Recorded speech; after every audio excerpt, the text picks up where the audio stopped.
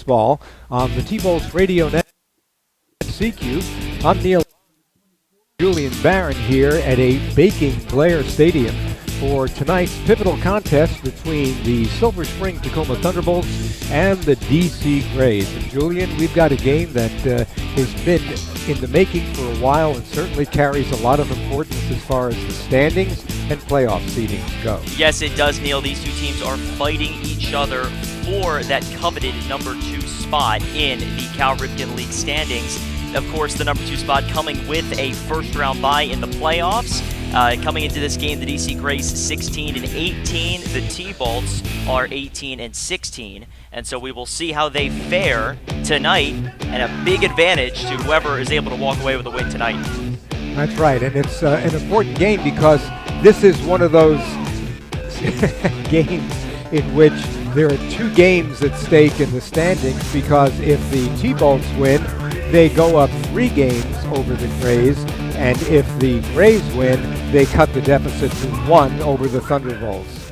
Yeah, so we're in a situation here where the T-Bolts are coming up in the home stretch of the season, and every game matters, but this game matters just a little bit more because they're facing a team that can potentially swipe that number 2 spot from them if they don't win tonight, and then they continue to lose. So tonight, an ever-important game for the T-Bolts to win. And there's also a tie-breaking situation involved, because we find ourselves, this is the 8th game of the 8-game series. The Bolts lead the season series 4-3, which is the first tiebreaker. So if the DC Grays were to win this game, then the season series would be tied. You go to the second tiebreaker, and that's runs allowed. And as I calculated it today, we've allowed 33 runs, and the Grays have allowed 39. So if the Grays beat us by 7 runs, then they would get the tiebreaker on runs allowed. And this is the kind of stuff that's kind of fun to look at as you go down the season to these final few games. And interestingly enough, we of course are playing a game today, but the number of games that we were going to play this season has decreased because that's right, tomorrow's game has been canceled due to extreme heat. So we're now only playing 38 games on the season. Which is kind of a break for us because we're not going out to Gaithersburg where we have not won. So that's a break in itself, but the fewer games, then the fewer chances for teams to catch us. And I would point out, speaking of heat, the players not playing in the lineup today are wearing shorts. They're red Thunderbolt shorts in the dugout. So that's how hot it is. Yes, I do not blame them because it is baking here at Montgomery Blair Stadium. And if you're not in the area, of course, it's very difficult to show temperature over the radio. But if you can just imagine sticking your hands and feet and your legs onto a frying pan, that's essentially what we're dealing with today in Silver Spring. It is hot, but I'm sure it's hot in a lot of places, and people did have to live in this before all the amenities we have today. We're getting ready for the national anthem as the Thunderbolts take the field, and pitching for the T-Bolts tonight is one of our newer pitchers, Nick Charlson. Only gotten into 1 game, but pitched a little less than an inning and had a good outing. We'll have more, but first we're going to respect the anthem, and so maybe you can hear a bit of this as we pause to honor America with the national anthem.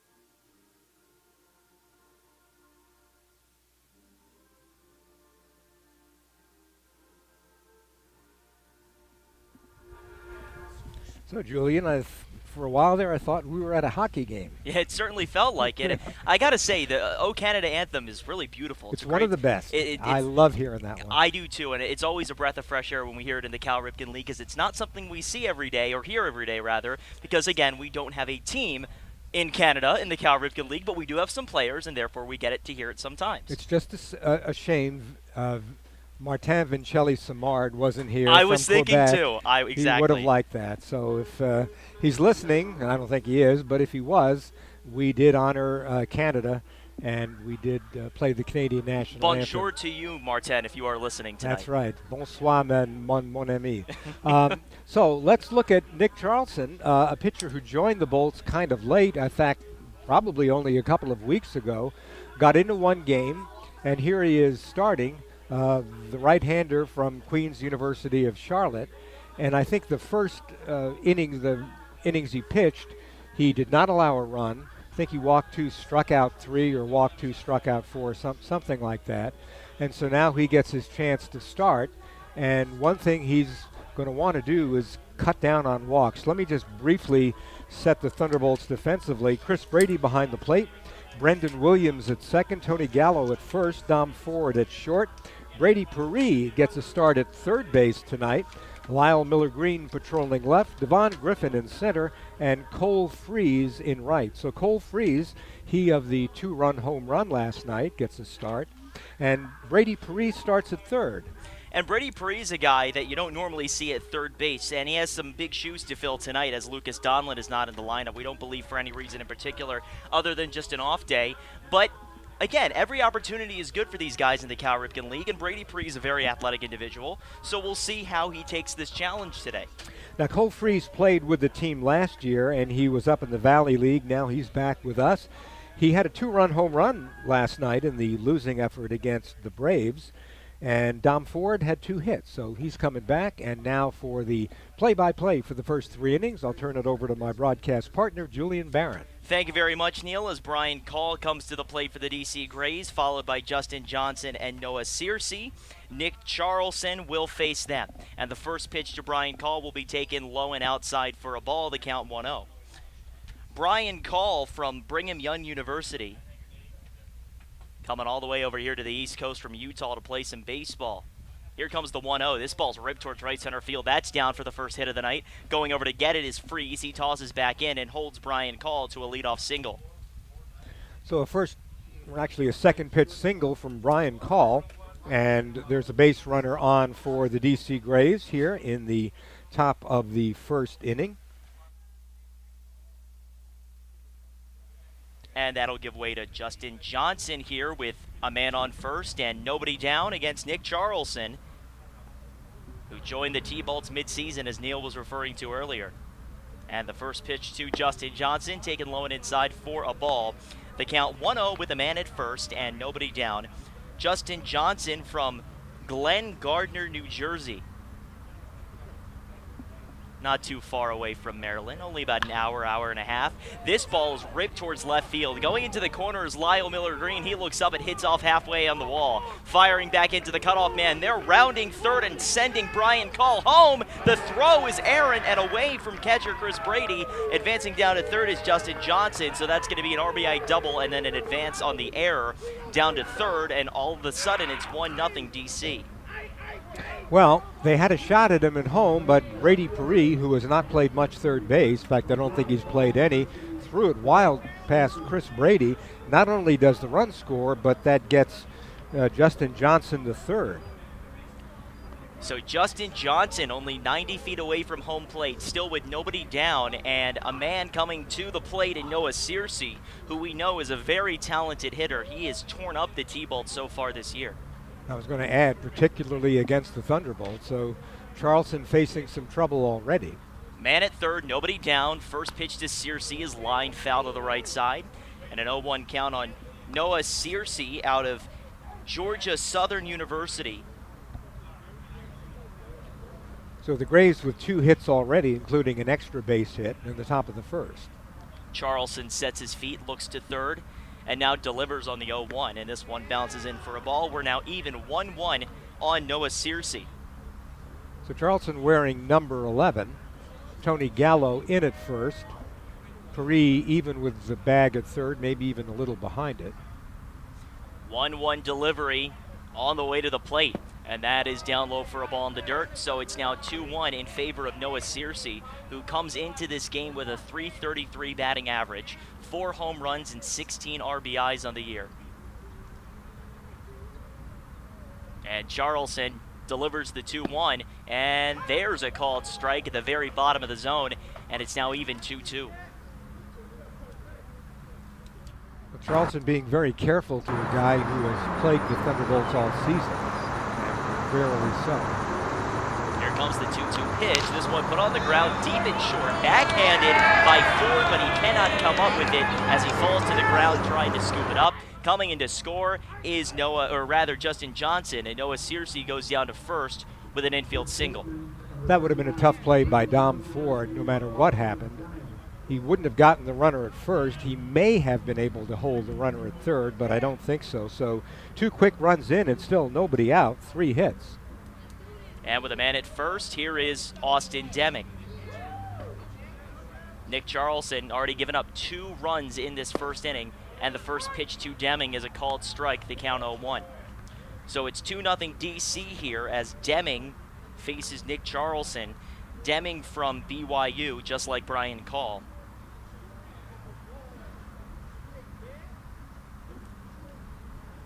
Here comes the 0-1 pitch, runner goes, and this one's tapped on the ground down to first, charged by Gallo. He will flip to a covering Charleston to record the out.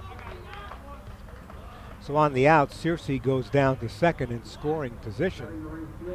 And I wouldn't be surprised if he tried to steal third. I wouldn't either, considering he was going on the previous pitch. So finally getting that illustrious first out of the inning. Man at second base, it's already 2-0 DC here in the top of the first, and Jordan Wiley with a chance.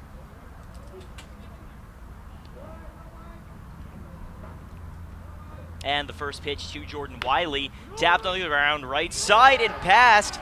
Tony Gallo into right field on a grounder. Coming around third and scoring is Noah Searcy, and advancing down to second base with a double is Jordan Wiley. It's 3-0 DC. That looked like it took a bad hop over Tony's shoulder, but nevertheless it got through and it just hugged the line for a fair ball, but it was a fair ball. So 3 runs in for the DC Grays, and they have a runner in scoring position with just 1 down. And I'm interested to see what they'll score that. I would call it a hit because it did take a weird hop, and they do indeed call it a hit. So that's going to be a RBI hit for Jordan Wiley, RBI double, and we're going to get a pinch runner for him. That's unusual. Number 21, Matthew Day, comes into the game for Jordan Wiley. So say goodbye to Wiley. That was a short appearance. It was. He got his RBI. I guess that's all he wanted. Day, an outfielder, will most likely take his place in right field. And now here's Robbie Wacker. First pitch to him will be a called strike, the count 0-1, with a man at second and only 1 down. DC leading 3-0 early in this one against Nick Charleston, who's getting tossed up a little bit here. Charleston sets, looks to second, and now delivers the 0-1. Runner goes down to third. The throw by Brady will not be made, as it's an uncontested steal for Matthew Day. The ball was way outside to Chris's right, and by the time he got it and balanced himself, there was really no opportunity to make a throw. A good play not to throw, I think, in that case. So it's even 1-1 on Robbie Wacker. With a man at third and one down, here comes the pitch, and this one's fouled off the plate. Ate him up. It was a halfway swing. And they count now 1-2. So not the start the Thunderbolts expected tonight. Not at all, but they have a chance here to recover against Robbie Wacker, who's a .214 hitter. Charleston has to feast here. 1-2 the count with a man at third and one down. Here comes the pitch to Wacker, and this one's whacked in the air. Center field straight away for Griffin. He's got a chance to make the play home. He's going to make the throw. Here comes the runner tagging. The throw into Chris Brady is close, but over his head on a bounce, and it's 4-0 DC. So a sac fly RBI for Robbie Wacker, and all of a sudden the DC Grays are laying it on Nick Charleston. The throw came in and bounced over Brady's glove and went to the backstop. Not that there would have been a play. He was clearly beating the throw. But yes, 4 big runs in on 4 hits. Just a very disappointing start for Nick Charleston, who will now try and recover against Blake Martin. The base is wiped clean with 2 down.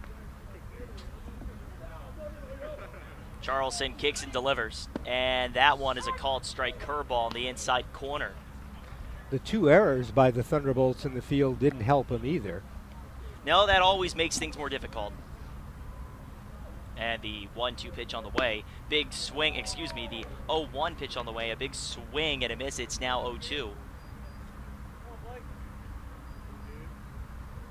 Blake Martin out of Southern University A&M.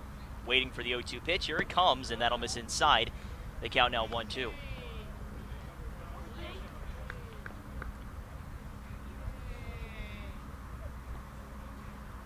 Martin with that .232 batting average on the year.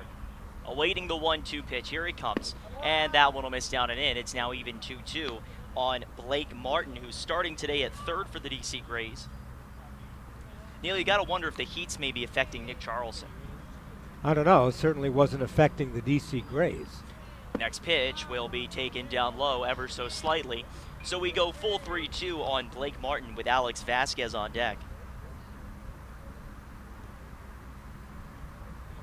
Grays having a prolific first inning so far. 4-0 they lead. Here comes the 3-2 pitch, and that one hits him. Hits him right in the lower portion of the shoulder. And so that's going to be it for Blake Martin as he'll trot down to first base with a hit by pitch. And Alex Vasquez will bat with 2 down and a man at first.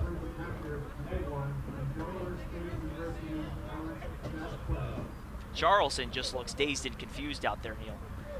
Well, 4-0 in the first inning. We finally do have 2 down in the inning. And then he hits Blake Martin. He's still not out of the inning yet. Now will force it second and first, and the first pitch to Alex Vasquez lined out a play to the right side, so it's 0-1 on Vasquez, who is from Delaware State University, a native of Woodbridge, Virginia, down here where you were yesterday, Neil. It was a long trip yesterday. Yes, Lorton. Through lots of traffic. Lorton, Virginia. We know it well, or at least you do. I don't know it quite as well as you've come to know it. Here comes the 0-1. This one ripped on the ground right side. Nice scoop by Williams. He fires to first in time to finally record the third out. And Nick Charleston gets banged up at the first, but there's plenty of time for the T-Bolts to respond as we go bottom 1. The T-Bolts trail 4-0 against the DC Grays on the T-Bolts Radio Network presented by CQ.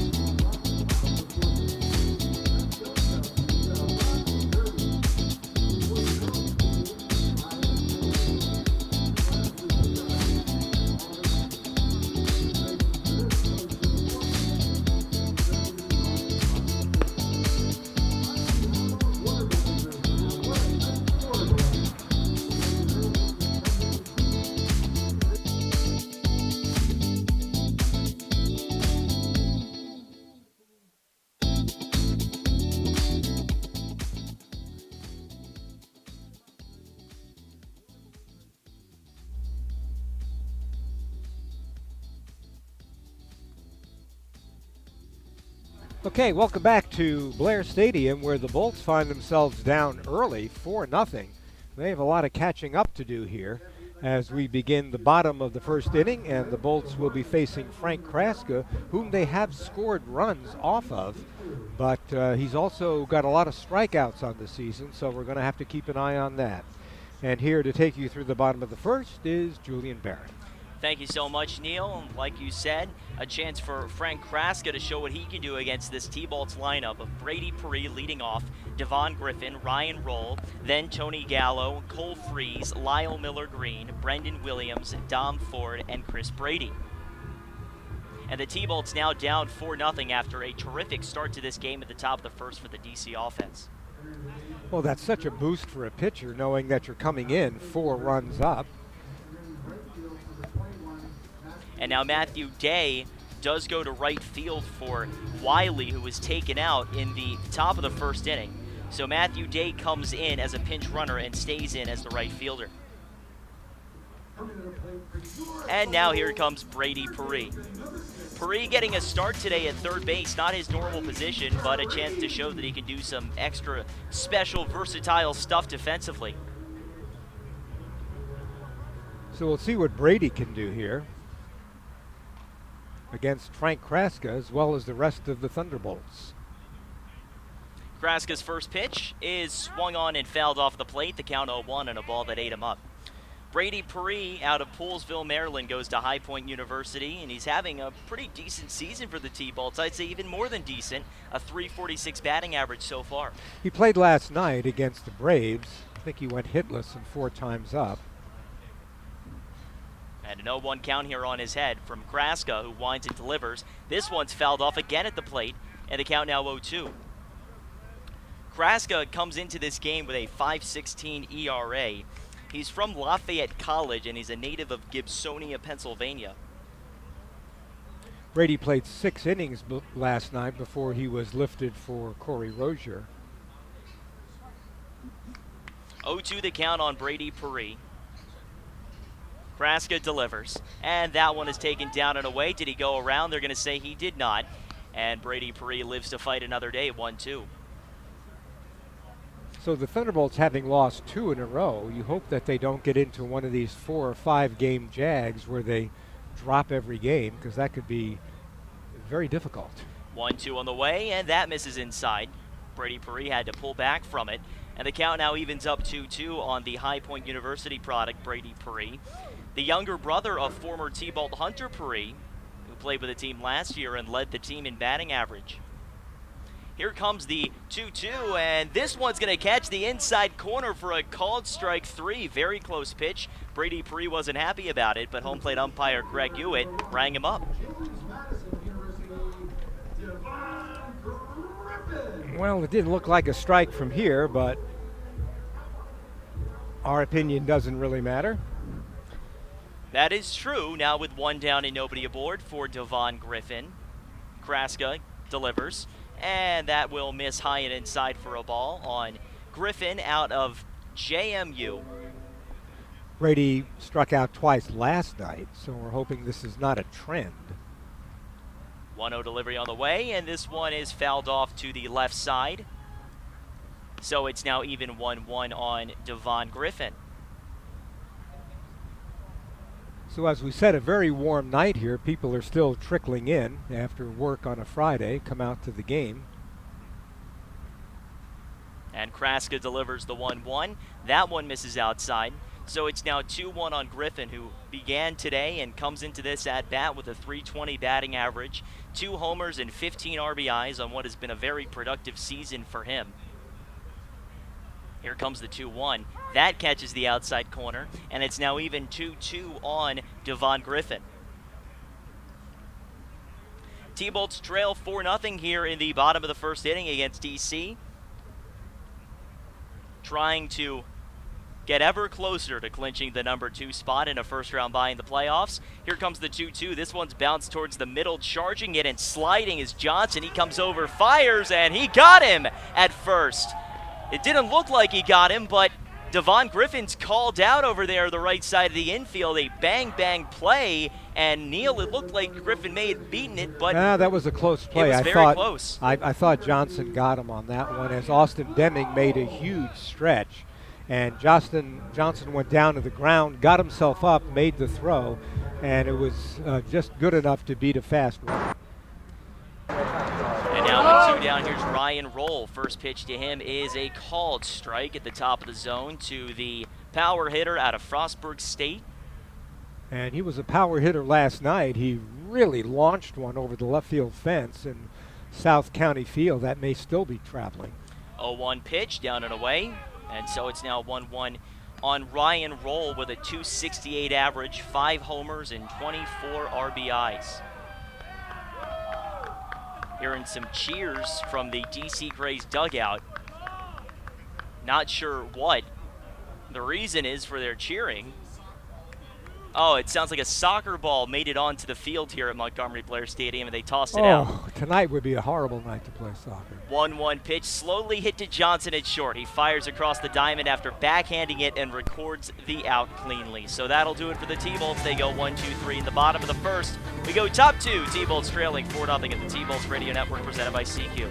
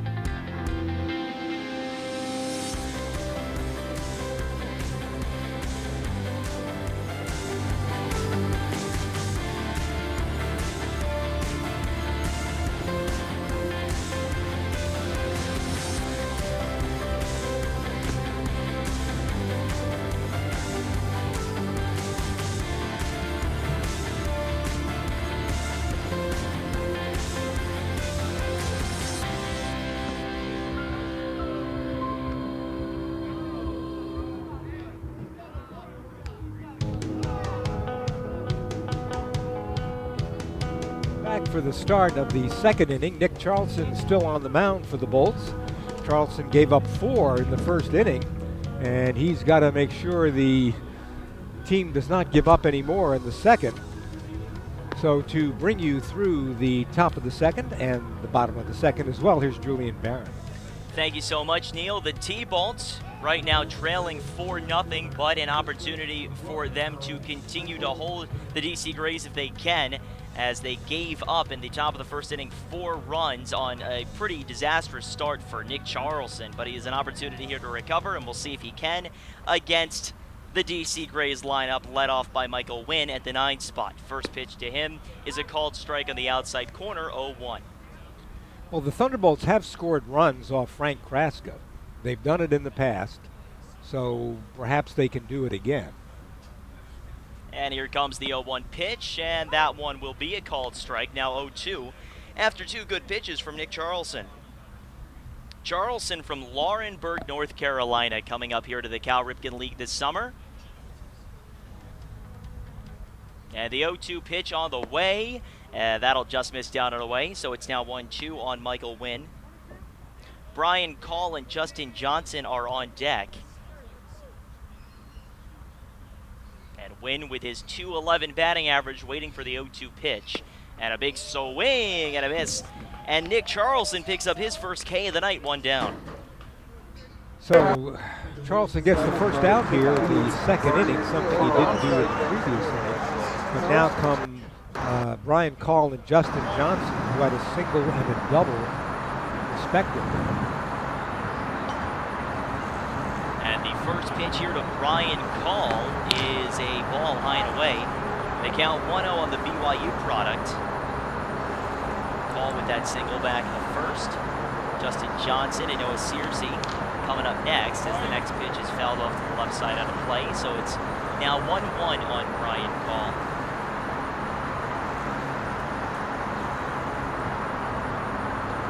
Charlson with 1 down and nobody aboard gets the sign and delivers on the 1-1, and that's high and away for a ball, 2-1.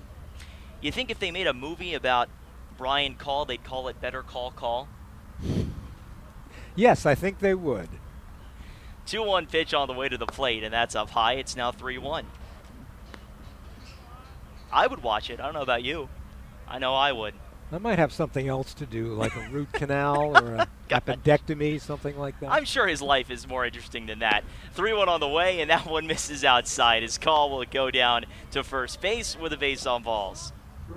So here comes the pattern. The Thunderbolts pitchers get the first out, maybe the second, and then they issue a walk. So let's see if he can get Justin Johnson and not issue a second walk. Maybe a double play. Hopefully for Charleston, he will get that illustrious double play to end the inning. But first, he's got to face Justin Johnson. And the first pitch is up high, and it's 1-0 here on Justin Johnson. Johnson with that RBI double in the previous inning, as you were talking about, Neil. He's got plenty of power, and he's a guy you got to be very careful with. He's only got 2 homers on the season, but we've seen him with a couple deep fly balls in the times that we faced him. The next pitch to him is popped up center of the diamond. Going over is Dom Ford. He will make the catch in front, or rather behind second base for the second out. So a big out there for Nick Charleston. That's got to boost his confidence. Now he has to get Noah Searcy, who had a single and knocked in a run in the first. And Searcy comes to the plate with a man at first base and 2 down. Searcy today getting the start in left field for the Grays. Charleston delivers to the plate, and there's a called strike. They count 0-1. It seems like, Neil, Charleston is finding the zone a lot more than he did in the first inning. He is. Maybe he's getting his confidence. Maybe he's settling down. We'll see. 0-1 to count, firing back to first. Not in time to get Brian Call, just making sure that he stays where he is, doesn't build a big lead. Searcy had 2 home runs against the T-Bolts. Drove in 5 in the last game they played. Another throw back to first, and they've got him in a rundown. Gallo running down to second base, now coming back as Williams. They've got him in this pickle, clearly tagged out over there at first by Nick Charleston, and he finishes off the inning with a tremendous pick move, Neil. Very good. 1-3-6-1, I think I'm going to call that one. Yeah, I think you're right about that. 1-3-6-1. Yep, that's correct. As we head to the bottom of the second inning, T-Bolt's able to hold the DC Grays scoreless in the top of the second. And we'll see what they can do offensively in just a moment at the T-Bolts Radio Network, presented by CQ.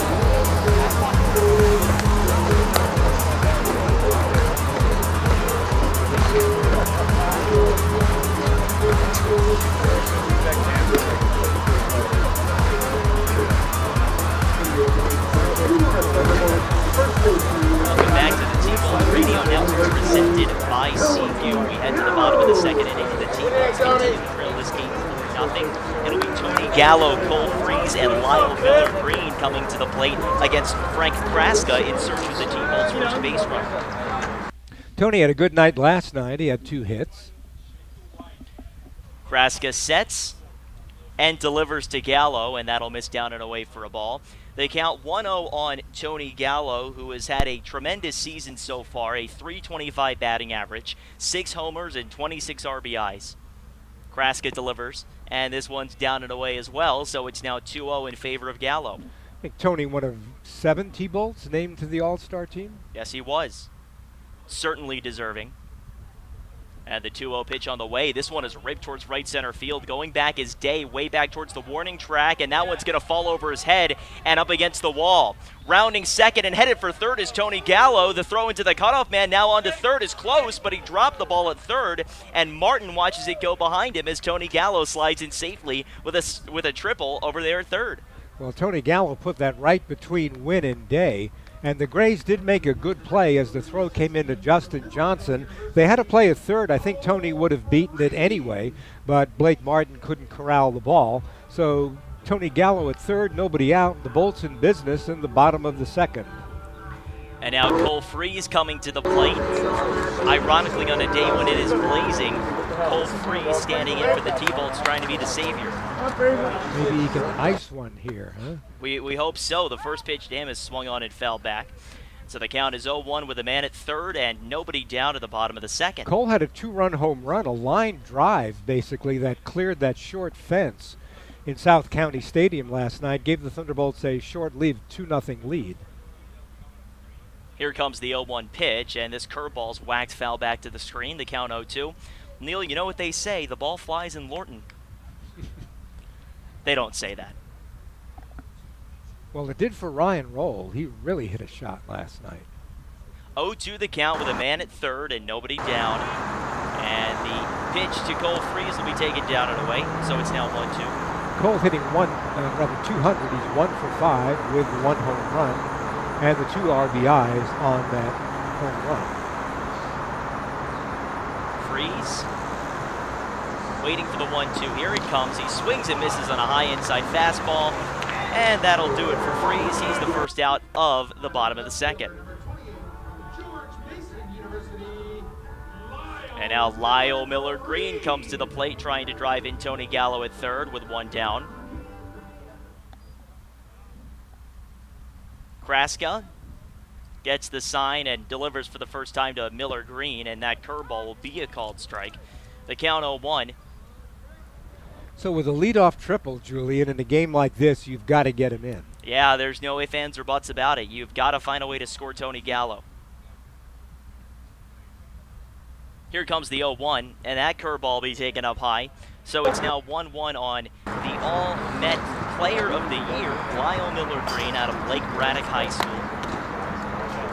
Greg Hewitt behind the plate, John Epperson at first, Bill Worthington at third. The 1-1, and this one's ripped towards the middle. That's through for a base hit and an RBI on a single by Lyle Miller Green. Coming in to scores Tony Gallo, and the T-Bolts get one back, 4-1. So the T-Bolts get on the board in a situation where they really had to.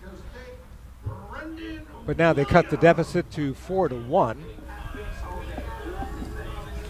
And now Brendan Williams with an opportunity to keep the inning going. With 1 down and a man at second base. He'll do anything in his mind other than hit a double play. The first pitch to him is up and away for a ball. And the count is 1-0 on Williams from Irving, Texas.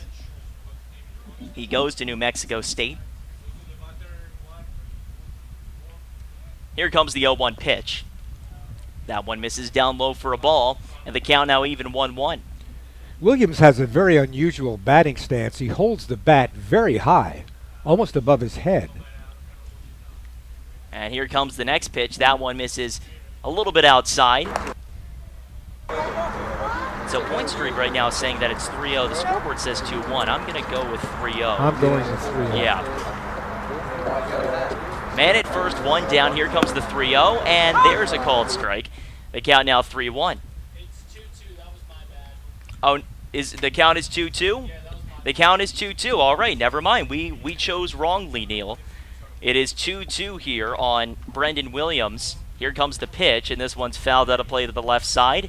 So it remains 2-2, and that one bounces in the parking lot. We've got to get an insurance sponsor. I'm still convinced it was 3-1. Yeah, it's a mass conspiracy. 2-2 the count with a man at first. Here comes the pitch. This one bounced right back to Kraska. He fires on to second for 1, back to first, and they get the double play, 1-6-3.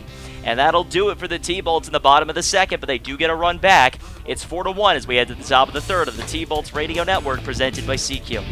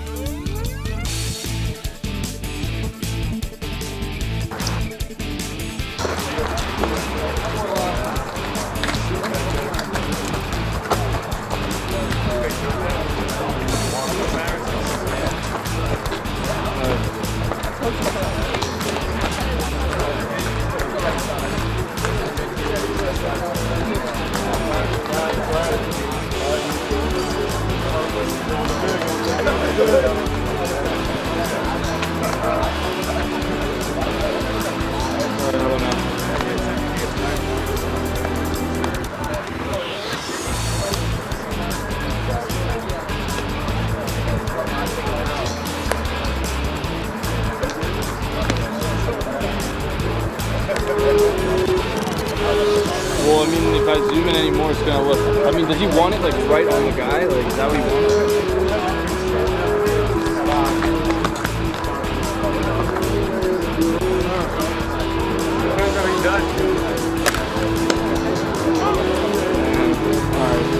Guy next to him.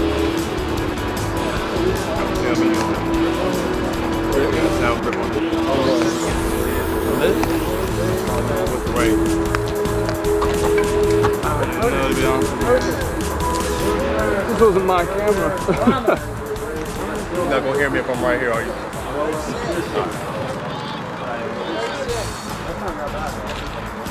Oh, hello. All right, tell them to. See on the way. Big swing and a miss. A nice roll to count on one. So in case you missed the memo, it is hot, hot, hot today in Maryland and D.C. Here comes the 0-1, and that misses outside. The count now 1-1. Searcy, his first time up, got an RBI single. That was an infield hit. So far today, he's hot just like the weather. Here comes the 1-1. That's down low, and it's 2-1. So Charleston's got a very deliberate motion. It's almost he pauses 2 or 3 times within his windup. And the 2-1 pitch on the way, a big swing and a foul off of the plate, just off the end of the bat. So it's now 2-2. You're right, Neil. He's got a lot of sort of slow motion moments in his windup where it looks like almost for a moment maybe he's about to balk. And then you can't really place where the ball is going out of that windup. That's what I think he's trying to get. It's crafty. Here comes the 2-2. This one bounced on the ground down to third, played on a hop by Brady Perry. He guns it over, and it is not in time to get the speedy Noah Searcy, who's able to beat it out. And that was a tough play, but nevertheless, I think it's going to be an infield hit. Yes, it's an infield hit. So Brady having a bit of a rough introduction at third base. And Noah Searcy's a speedy runner, so a very difficult task to try and gun him down on a deep play at third. And now it is Austin Deming, who grounded out his first time up. With a man at first and nobody down. Here comes the first pitch. And that will be a called strike. The count 0-1. Austin Deming, coming into the Cal Ripken League from BYU. He's a native of Santa Clara, Utah, not California. And throw back to first, not in time to get Noah Searcy. We saw Charleston with a great pickoff play his last time. Yes, he did. I think I would be careful over there if I was Noah Searcy. I would as well. But he looks like he wants to go. 0-1 count. Here comes the pitch. Runner doesn't go, and this one's put out a play to the right side. So it's now 0-2, and Neil, I think we may now see him go on the 0-2 pitch. He is building a modest lead over there every single time that Charleston winds up.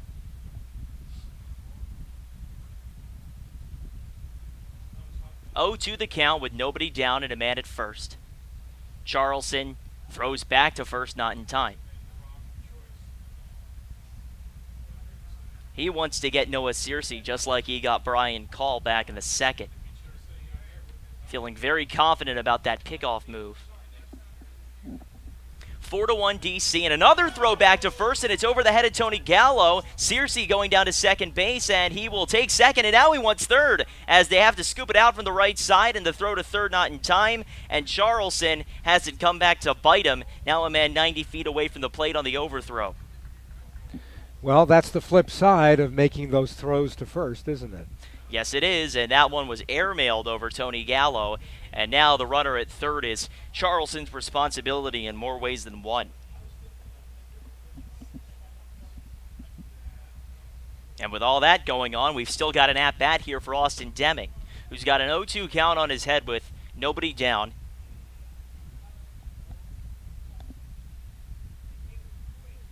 Charleston delivers. And this one is ripped towards deep left field. This will probably get a run in. Going over to make the catch is Miller Green. Throws it back in, and the throw is close, but not in time. As coming across the plate is Noah Searcy. He will score on a sac fly RBI by Austin Deming. It's 5-1. That was a heck of a throw from Miller Green. It reached Chris Brady on the fly, perhaps a half step after Noah Searcy crossed the plate, but that was a great throw. It was a great throw, and I don't think anybody was expecting that ball to get to home plate as quickly as it did. Still, though, not in time to get Noah Searcy. But you do have to respect the effort, as Matthew Day will come to the plate for his first at-bat of the day. And the first pitch is a called strike. The count 0-1 with nobody aboard and one down. Matthew Day came in as a pinch runner for Jordan Wiley after his RBI double back in the first. And the 0-1 pitch will miss outside, and they'll say he did not go around on the swing, so it's even 1-1. So 2 errors committed by the Thunderbolts in the first 2.5 innings of play. And the 1-1 pitch on the way. This one is tapped on the ground down to short. Fielded by Ford, he fires to first in time to record the second out. Nice play by Dom Ford. You get used to him making those plays, although last night he had a couple of problems making high throws to Tony Gallo. It looks like he solved that problem. And Dom Ford is very solid defensively, and when he does have those moments, he will recover very quickly. So at 2 down, now a chance for Robbie Wacker, who had an RBI sac fly back in the first. And the first pitch to him will be down low for a ball to count 1-0. Robbie Wacker, we were talking about, just has the best baseball name. I like Joe Clancy. I can't wait to see him pitch. Oh, yeah, we were talking about the other day. Old-time baseball name. 1-0 on the way, and that's down low for a ball. They count 2-0. It would be so great if this were the major leagues, and, we talk about the postseason being in October. It would be the hunt for the obviously not the Red October, but you can make it work with a guy named Clancy. The next pitch bounced to the ground, down to third. Backhand, oh no! The throw over to first is not in time to get Gallo by Brady Perry, and falling down is Tony Gallo over there. It goes into foul territory. Safe at first is Robbie Wacker, as Brady Perry charged that ball and played it on a very short hop, and ultimately it came back to bite him as his throw was just completely errant. I think he had time. I really do. I think he rushed himself. He charged that ball, and I don't think he needed to, and so he made a throw on the run. So hopefully that won't cost the Thunderbolts with 2 outs. Well, that'll be an E5. So that's 3 errors for the Thunderbolts. Not a very good start when it comes to keeping those E's off the board. It's 5-1 DC with the man at first and 2 down. Here's Blake Martin. First pitch to him, put on the ground, down to third. Played cleanly by Brady Perry. He fires to second to get the force, and that'll do it for the the top of the third inning. We go bottom 3. The T-Bolts continue to trail 5-1 of the T-Bolts Radio Network presented by CQ.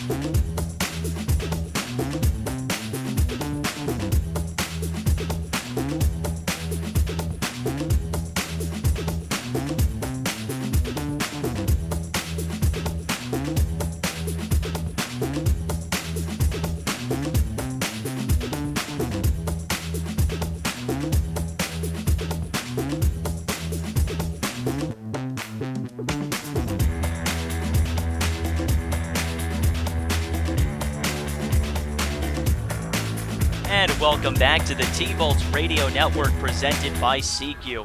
We head to the bottom of the third inning, and the T-Bolts still trail this game 5-1, and Frank Krasko will try and keep it that way as the T-Bolts send Dom Ford, Chris Brady, and Brady Perry to the plate. So the T-Bolts cut the lead from 4-0 to 4-1, and then the DC Grays got it back. Well, got the run back. And now the T-Bolts will continue to face a 4-run deficit as Dom Ford will have an opportunity to start this inning off right against Frank Kraska, who so far today has really been spectacular for the most part. He's done the job. Kraska's first pitch to Dom Ford is ripped foul to the left side. And so the count is 0-1 on Dom Ford. You couldn't see it last night because you weren't there, but those are the kind of swings he's been getting on the ball. He's been lining the ball. Now so I think he's coming back. He's just got to find a way to straighten it out. Well, he did last night. He had 2 singles. One was a looping single. The other was a sharp line drive like that. So if he can start hitting, that'd be great for the Thunderbolts. A nice boost. Tonight he's batting at the 8th spot, but if he starts hitting again, he may go back to the number 1 leadoff spot as the next pitch to him is up and in for a ball. The count 1-1 on Dom Ford, who's out of Raleigh, North Carolina, goes to Queen's University of Charlotte. And here comes the 1-1. This one skied in the air on a pop-up, shallow center field. Going out to get it is Call, and he will give way to the center fielder, Wind, who will make the catch for the first out. Looks like Dom decided at the last second to take a cut at that and sort of hit it from his back foot. And now Chris Brady will step in. Brady playing catcher today for the T-Bolts, giving an off day to the T-Bolts' Tyler Murray and Luke Traynor. And the first pitch on the way. That will just miss outside in a curveball. The count is 1-0 on Chris Brady.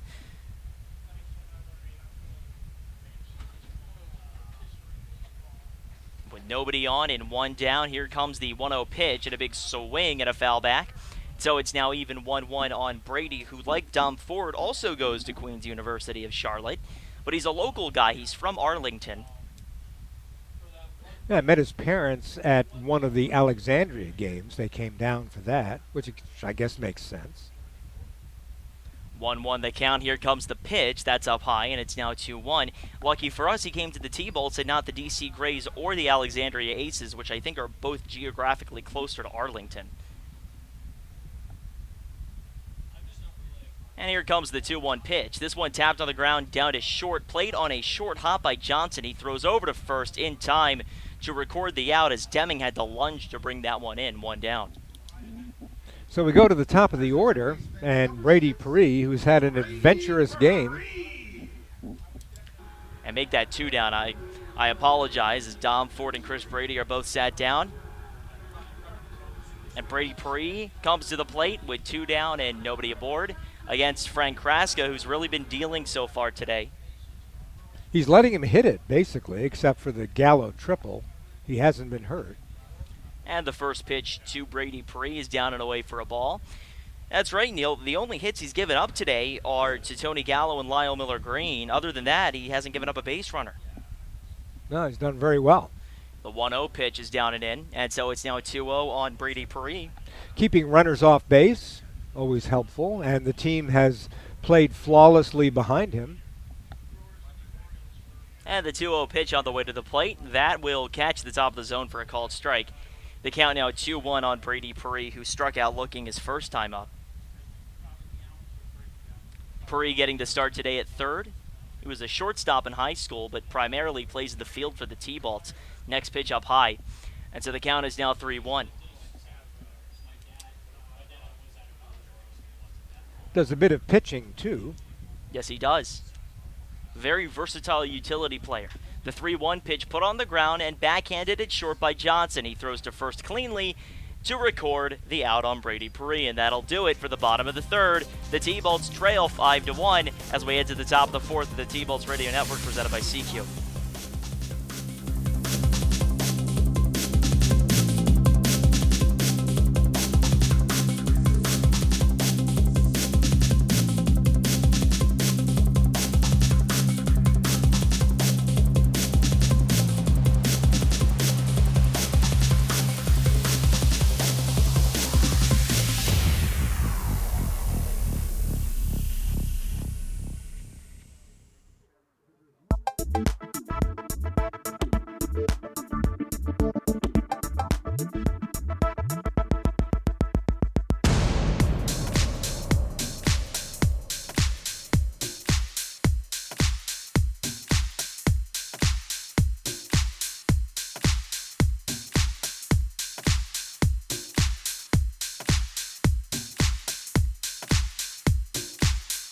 Their stadium where the Bulls trail the DC Rays 5-1, and coming in to hit the relief of Victor is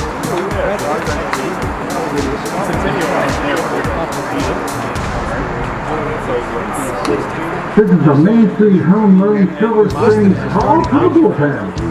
Now pitching to the Thunderbolts from Lehigh University, wearing number 37, Luke Reddick. Yeah, military fan. Was run by Morgan. Staff to Luke, fully military. Yeah, I can see that being a difference.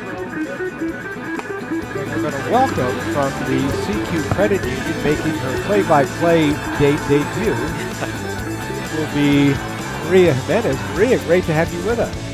Hi, excited to be here. So have you done play-by-play before?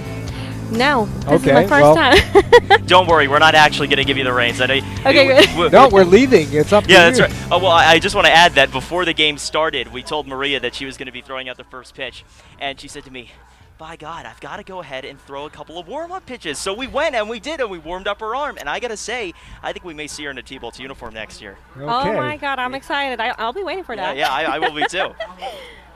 All right, so we're starting here the top of the fourth inning, and the T-Bolts are trailing this one 5-1.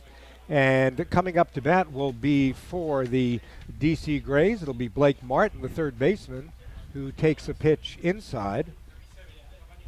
And actually, that's Alex Vasquez, the catcher. So inside to Alex, ball one, and the next pitch, that's high for a ball. So we have Luke Reddick, who's been a very good pitcher for the Bolts. Big guy out of Lehigh. Where did you go to school, Maria? Interesting story. I went to Wheaton High School. Okay.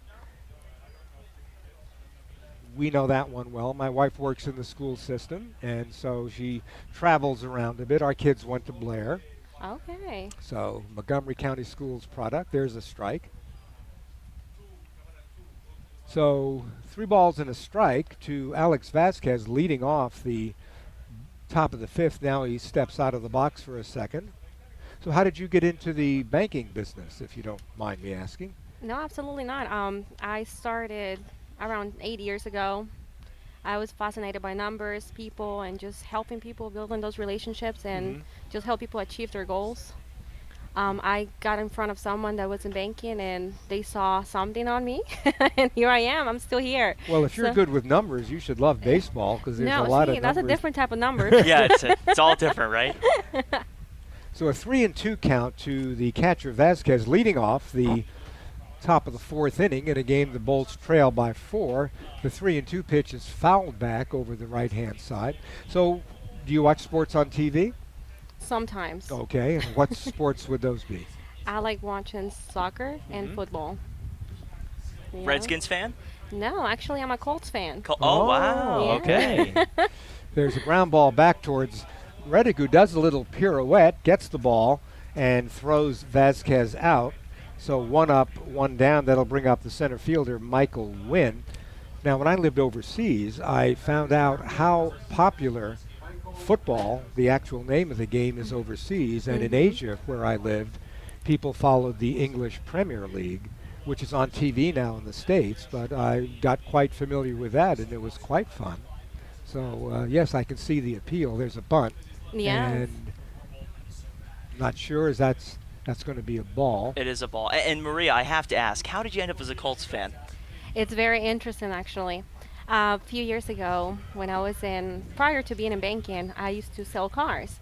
And one of the clients, they sold me, they actually gave me a book, and it was a Tony Dungy book. And, I had it on my shelf for a few years, and one day I was bored at home, and I'm like, you know what, let me just read that book.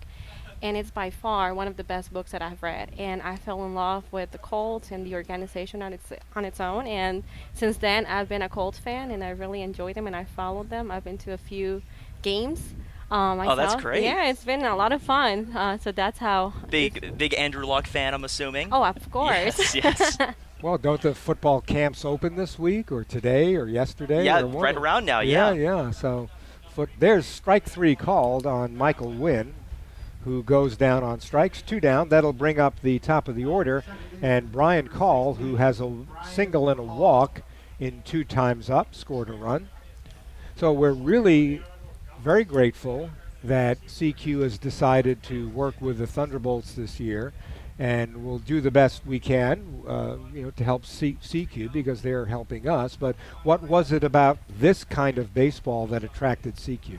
So, actually, I would say that Julian did a phenomenal job just explaining what you guys do for the community. CQ is very community-oriented, and we are all about supporting and how can we just be that organization that, how can we support our younger folks in the area.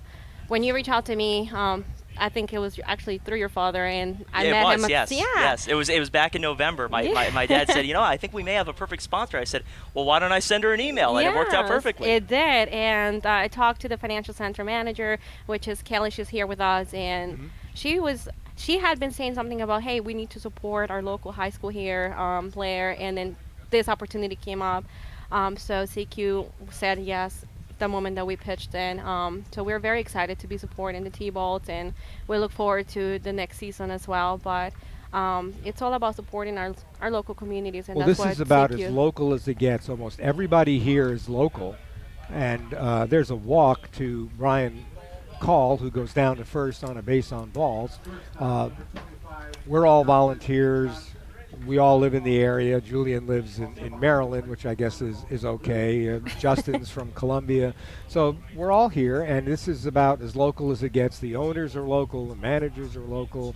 Some of the players are local. They live in Maryland or in the area. But it's just a great thing, and it's great baseball, and it's great fun, and it's very family-friendly, and we have a lot of fun doing this. So there's a ground ball towards the second baseman. Williams flips over to Dom Ford for the putout. So that will do it for the DC Grays in the top of the 4th inning.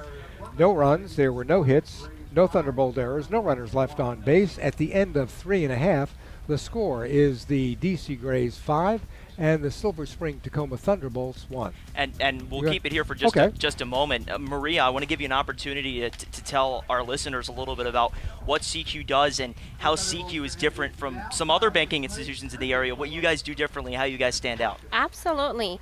So I have to say I'm a huge CQ team member. I love them, and it's not only because I work there.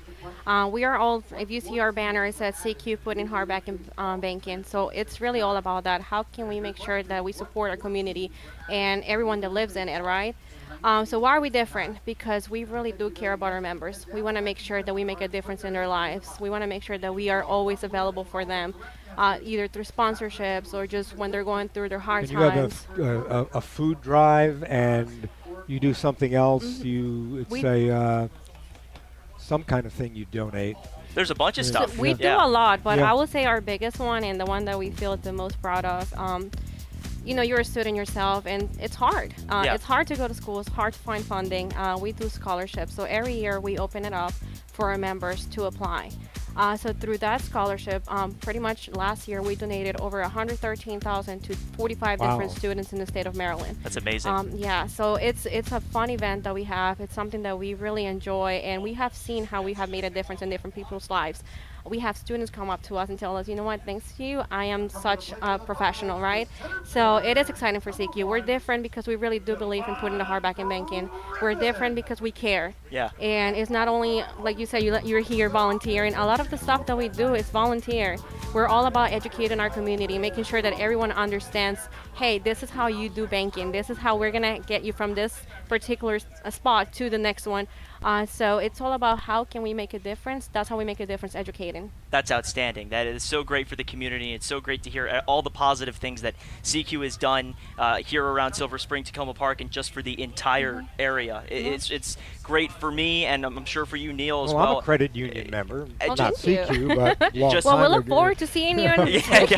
But just as a resident of the state of Maryland, it's great to hear those things that you guys are doing, and I know that as a company, you're not obligated to do those things, but you do them because you care, which is really huge. We really do care, and we're excited to be here and to support the T-Bolts and our community. So we look forward and inviting everyone to stop by our branch, our local branch, which is in downtown Silver Spring to come and visit and learn a little bit more about who CQ is and how we can support and help you. Okay, Definitely. you threw out the first pitch. What was that like? Oh my God, that's exactly what I was telling Haley. I'm like, I'm okay with coming in here and talking and, pitching when it comes in a conversation.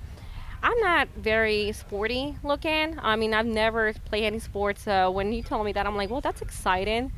When I got there and I felt like all eyes were on me, I'm like, oh my God, I better do this right. Well, you were good. Okay, good. You did well. I think our practice paid off. It did pay I off. think It did. So Yeah. it was exciting. It's such an honor for me to actually do that. And it's definitely something that I look forward to doing in the future. But it was very cool. I appreciate the opportunity. And we're so glad to have you, definitely. Devon Thank Griffin you. flied out to the center fielder, Michael Wynn. The first pitch to Ryan Roll is outside for a ball.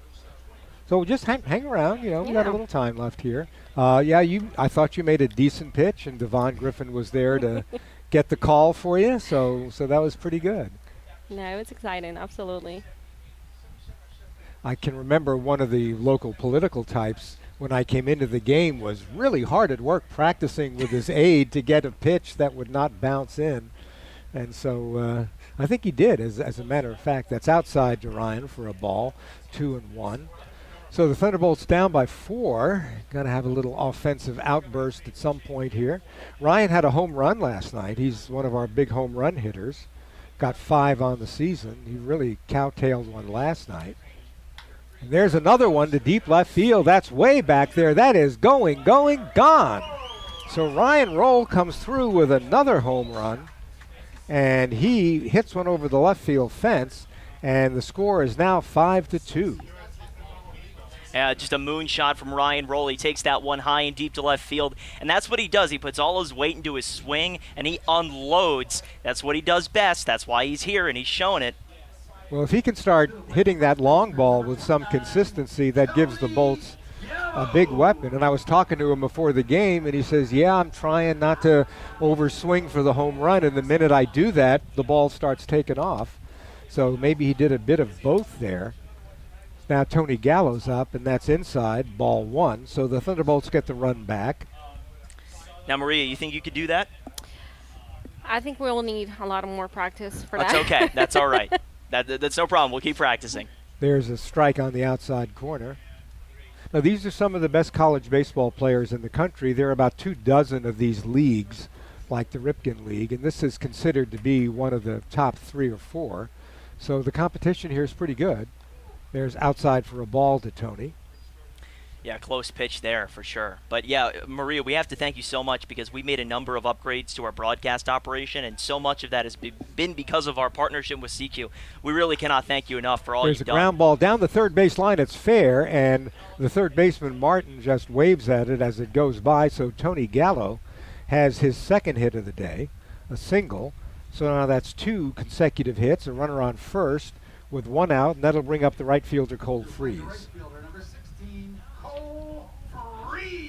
But like I was saying, Maria, the partnership with CQ has been great for the T-Bolts and our broadcast operations, so it really has been a pleasure building this relationship between the team and CQ over the past few months. No, we appreciate the opportunity, and we look forward to continue to support you guys and whatever we can do to be that special partner. We really look forward to it, and we're very excited to be here. Thank you for the opportunity. Oh, well, thank you. It's just been wonderful, and as Julian said, it's made such a difference to us in our efforts in the team that it's just been great. Awesome, thank you. So thank you very much. So hang on through the end of the inning, and we'll do this the right way. And 0-1 count to the right fielder, Cole Freeze, with a runner on first. We'll see if Tony goes. I think that hits him, and it does. So down to first base will go Freeze, hit by the pitch. So now the Thunderbolts have 2 runners on, and the 1 out. That'll bring up Lyle Miller-Green, the left fielder, who singled in the second inning to drive in a run. Batting the left fielder, number 28, Lyle Miller-Green. So Krasko with 2 runners on, as the Thunderbolts maybe beginning to stage a bit of a rally. Yeah, you know, Lyle Miller Green's a guy that has some very, very sneaky power. And the reason I say that is because he's not a stocky guy. He's just He's a tall. big fellow. He's a tall guy, but he's not a stocky guy like Ryan Roll is. But he can put a drive into the ball with the best of them. He can, and right now, I think he'd like to put a drive in to get a runner home and cut that deficit even more. There's one down to left field line. That's going to be a fair ball down to the corner. It's going to roll almost to the wall, picked up by Searcy. Into score goes Gallo. On to third will go the runner Cole Freeze, and into second with a stand-up double is Lyle Miller Green and an RBI. So the Thunderbolts with 2 in. And a runner now at third and at second with still 1 out, and Brendan Williams up. Yeah, you can see that Lyle Miller Green is starting to really feel comfortable in this league. I think when he first got here, it was just a matter of getting used to this level. He just came out of high school. Right, but you can see he's made the adjustment so quickly, and that's very impressive. So the first pitch to Brendan is a ball. So 2 in, tying run at second base with 1 out.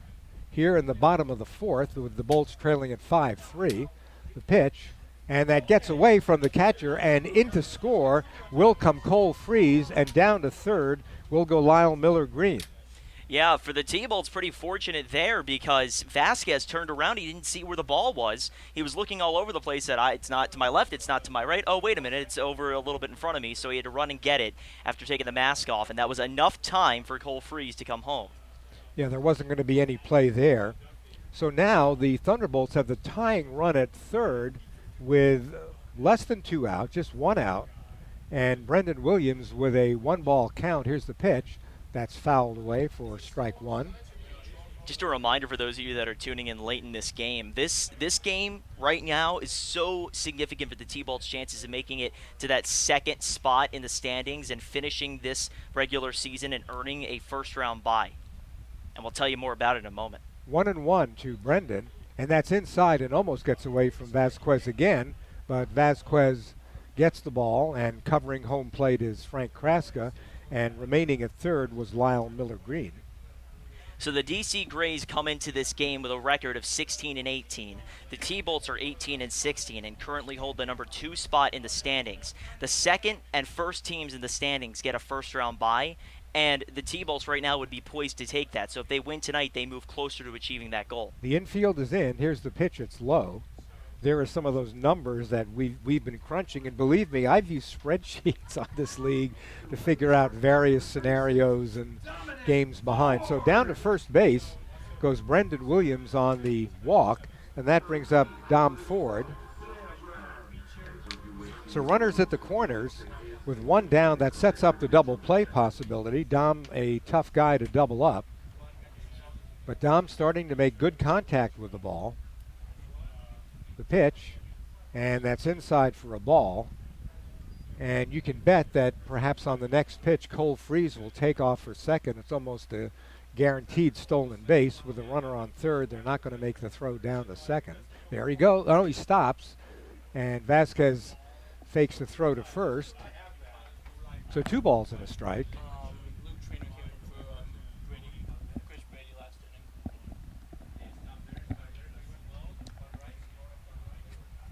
The next pitch is swung on and missed and fouled back, so 2 balls and a strike. We just got word from our producer, Justin, that Luke Trainer's checked into the game for Chris Brady.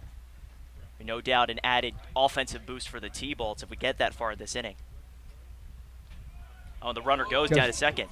The runner goes and the ball gets away, and in to score the tying run comes Lyle Miller Green.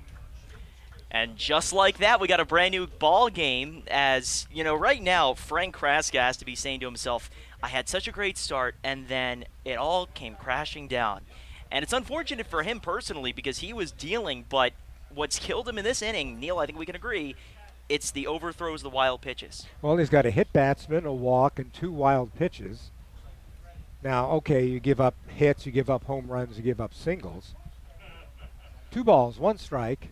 And it's a little pop-up foul, and that's going to be, a nice trying dive by Alex Vasquez. Comes up a little bit short on. It would have been a heck of a play if he had made it. Yeah, he slid in there like he was sliding into second base, but just not in time to get to the ball. Would have been, like you said, Neil, a real tremendous play. So on the play, Williams is down at second. Ford at the plate with a full count. So the go-ahead run is in scoring position at second base for the Thunderbolts. And a full count on Ford. And here's the pitch, and it's grounded foul at the plate. And it looks like the outfield shaded a little bit to the right now. I'm not entirely sure why, with Dom Ford being the righty that he is, but now they've adjusted a little bit. They've sent wind back toward straightaway center field. Well, he's been pulling the ball to left in his last few at bats. I'd be surprised. I'm sort of surprised that there's no shift, but of course they have to hold the runner at second. There's a pickoff play, and they got him. Wow. That looked like it was going to be a disaster because the throw down to second base caused Johnson, the shortstop, who was covering, to dive backwards. He got the ball and then was able to apply the tag in time, just barely. So a disappointing play there for the Thunderbolts as Williams is picked off, and he was picked off with plenty to spare. So again, a full count to Dom Ford and a single, of course, to left field. And Dominic Ford continues to hit. So had Williams not been picked off, oh, Dom, I'll let you speculate. That's just cruel from Dom Ford to just tease us in our minds of what could have been. But no, a nice job by Dom Ford to get aboard here, a solid single. I like to say that he is built Ford tough, not a sponsor. Julian, you are going to make it in the commercial world. Oh, no. Sure. Think he's got a chance with all absolutely, these? yeah. I'll be hiring an agent tomorrow. Just don't forget about us, the little people down.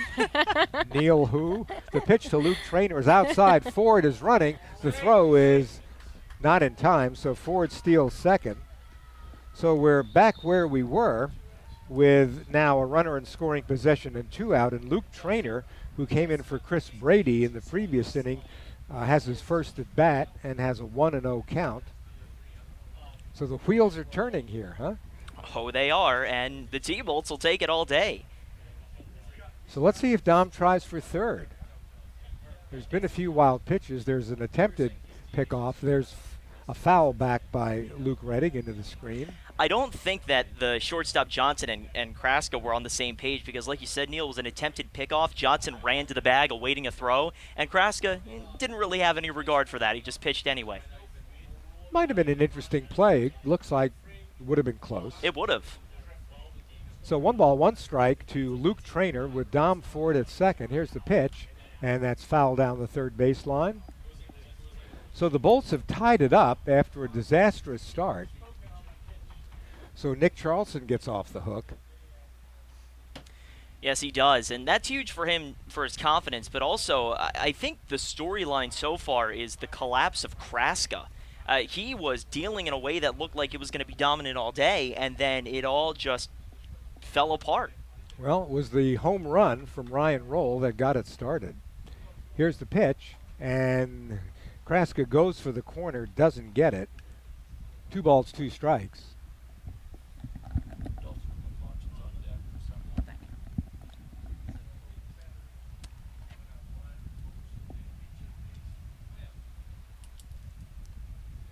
So 2 balls, 2 strikes. The pitch is a ground ball towards the shortstop. Johnson, he's up with it. He throws over to Deming for the out, but not before. The T-Bolts pick up 4 runs on 3 hits.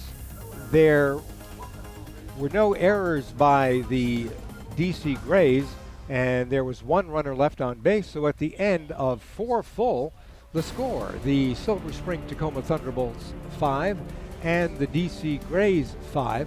Before we go to break, Maria, thank you so much for joining us. It was a pleasure, and again, we really enjoy and look forward to working with CQ. Thank you so much for having me and my team here. We're very excited to be supporting the T-Bolts, and we look forward to being more connected to our community. Thank you. And Thank you. Maria, before you go, I think you're going to want to hear this. We'll be back in just a moment on the T-Bolts Radio Network presented by CQ.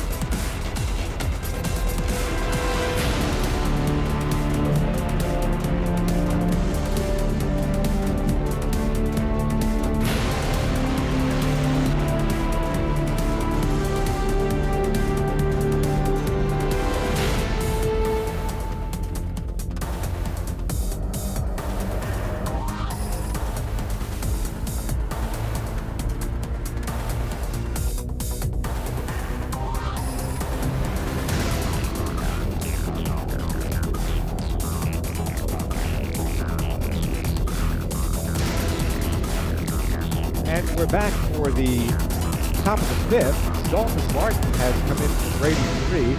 Dalton at third base. Dalton's played a bunch of thirds so far for the T-Bolts, so he will come in for Brady Perry and hit there.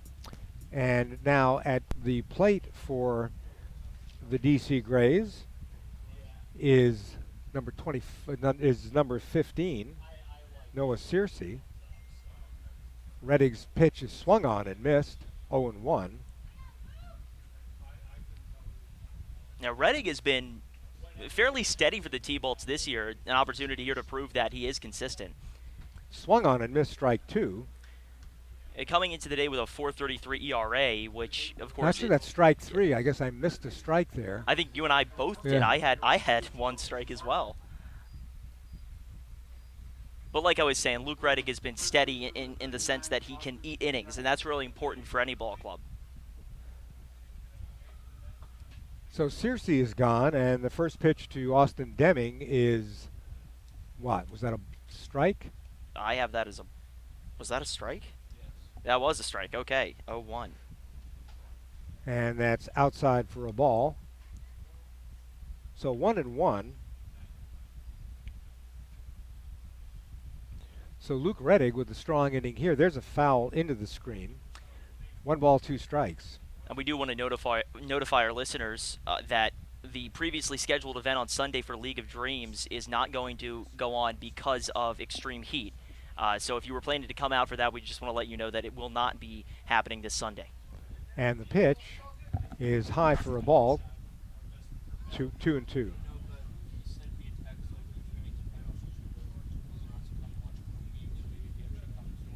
Two and two, and that's fouled out of play. So we've got ourselves a ball game here, Mr. Barron. That we do, and Neil, I got to be honest with you. The way this game started, I thought it may be a doozy, but the T-Bolts have proven otherwise.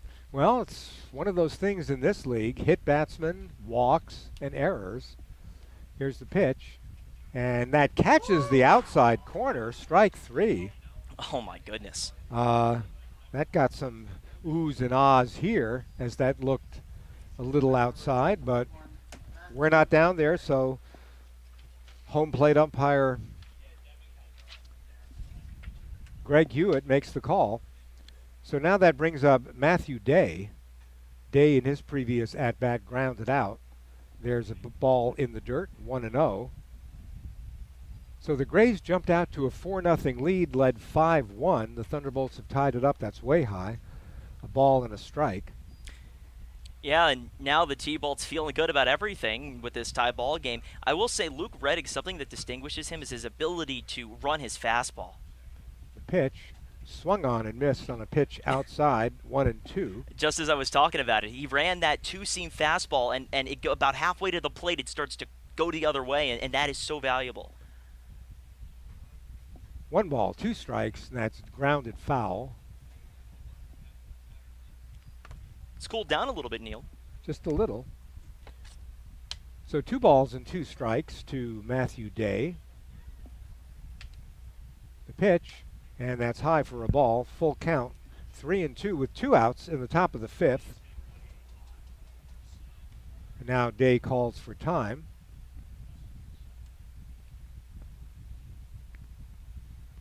In this big, important game with playoff implications, the pitch, and that's fouled back again, so Day hanging in there.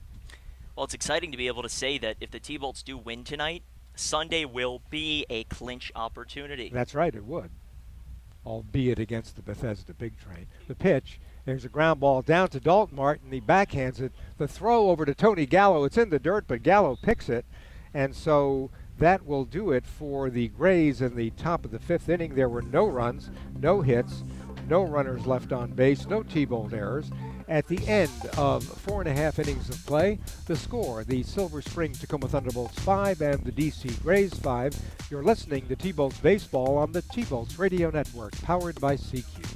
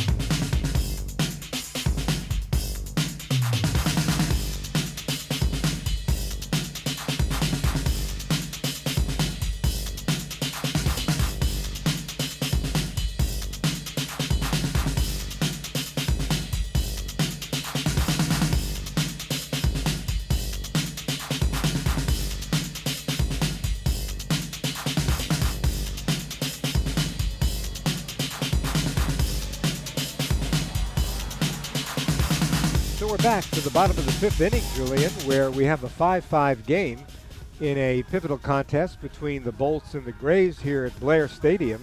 And the Bolts made it seem like old times, coming up with 4 runs in that 4th inning.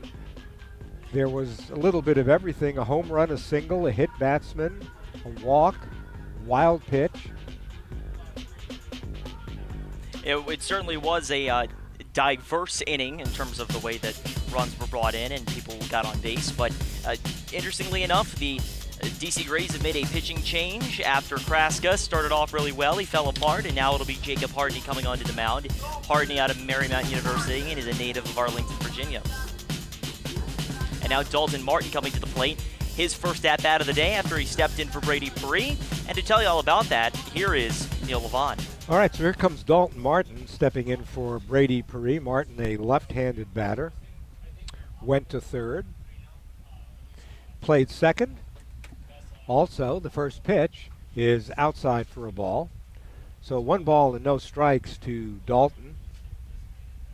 Dalton hitting .222, 1 home run, 11 RBIs. Hardney's next pitch is grounded into right field for a base hit.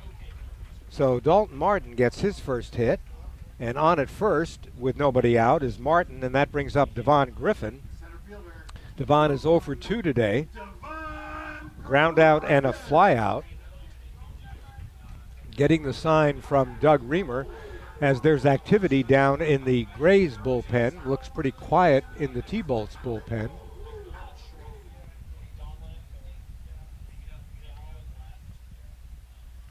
So looking around now for Hardney, he looks at the runner, and Devon Griffin shows bunt, takes the strike. I'm not sure I want a hitter like Devon Griffin bunting. I mean, I understand the situation, but I think I'd let him hit away. I agree with you. 0-1. The pitch, and that's inside for a ball and a strike. Tony Gallo on deck. Tony with 2 hits tonight, a triple and a single.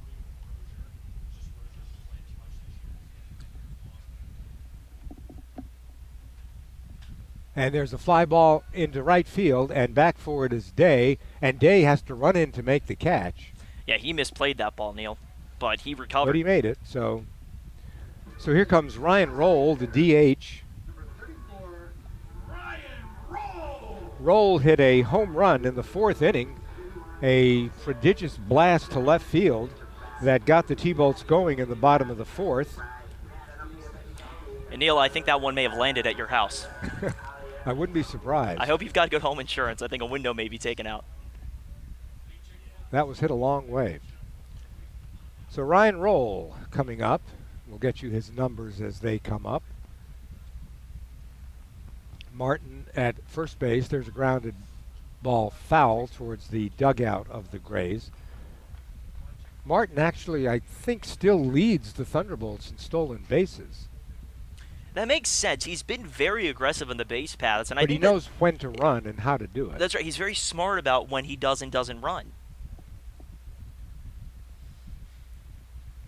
Here's the pitch. There he goes, and that's fouled back.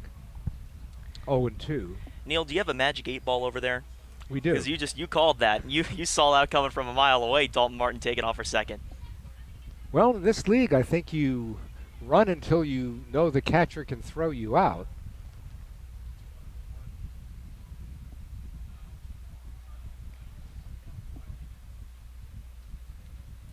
So 0-2 to Big Ryan Roll. Hardney checks the runner. The pitch is popped up. It's popped up in foul territory. A trio of people calling for it, and Austin Deming makes the play. As Vasquez, Deming, and Hardney all got together. So here comes Tony Gallo to the plate.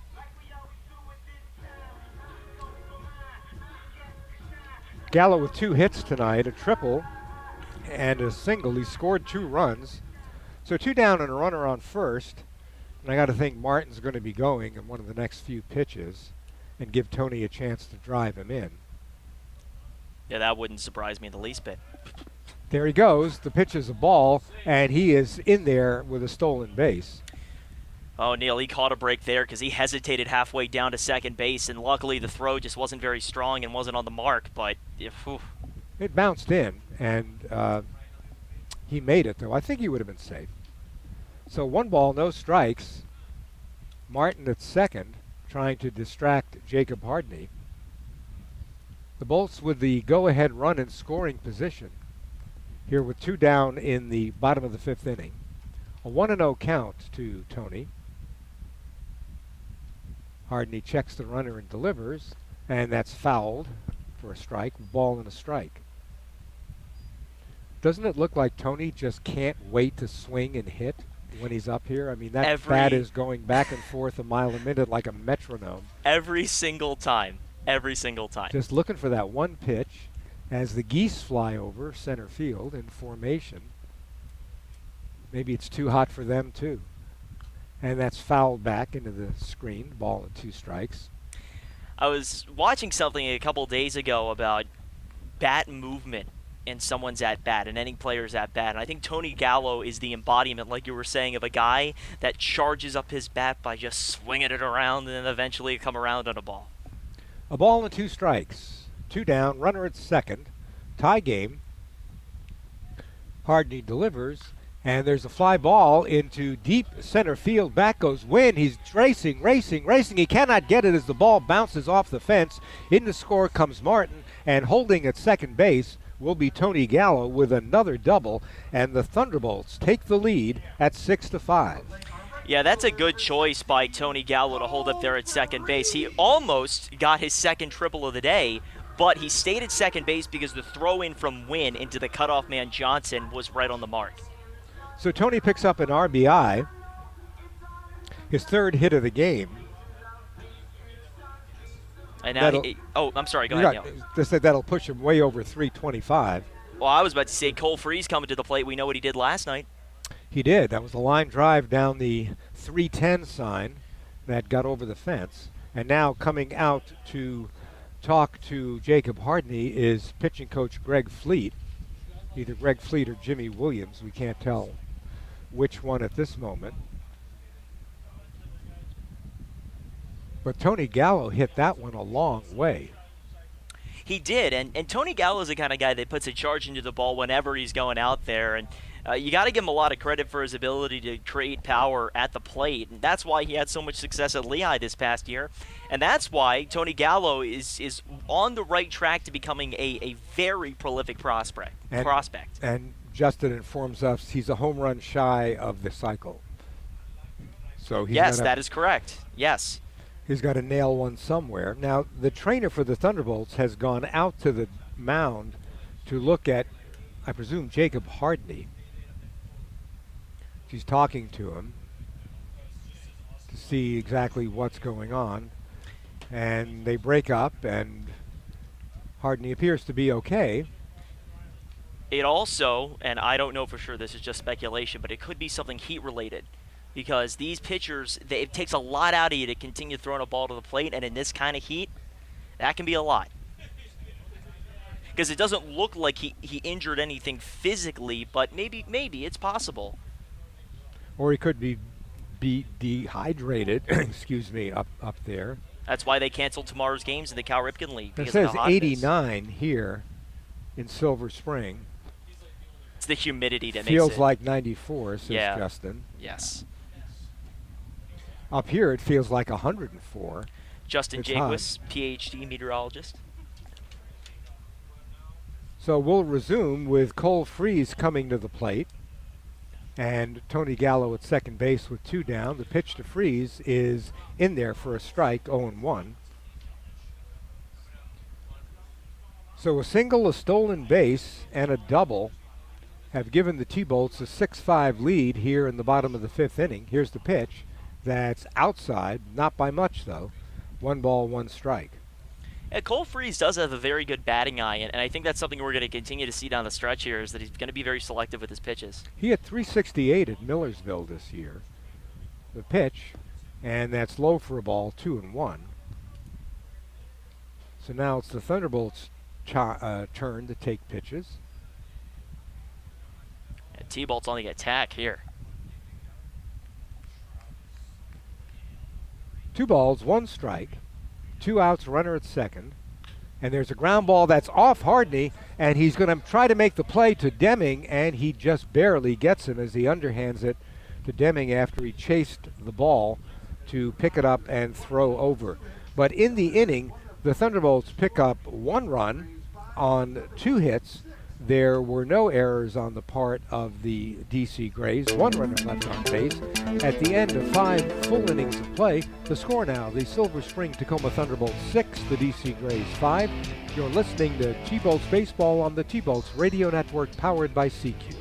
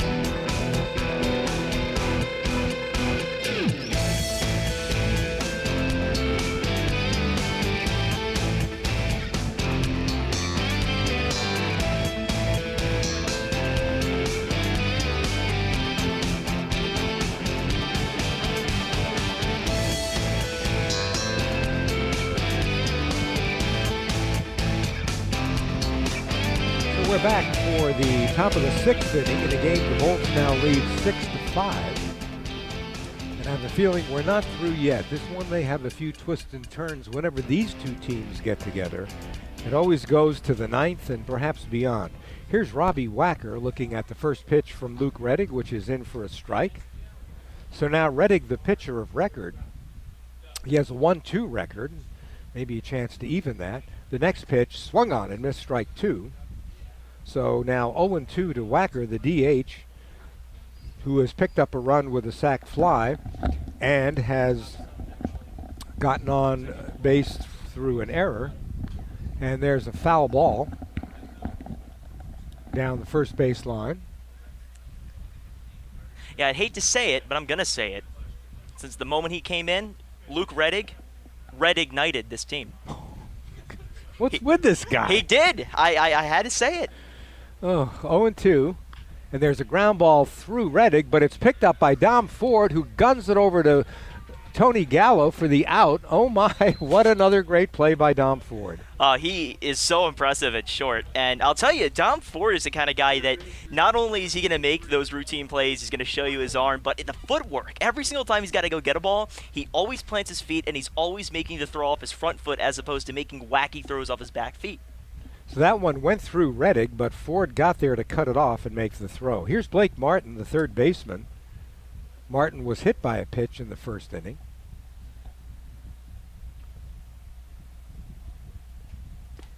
There's a strike, 0-1.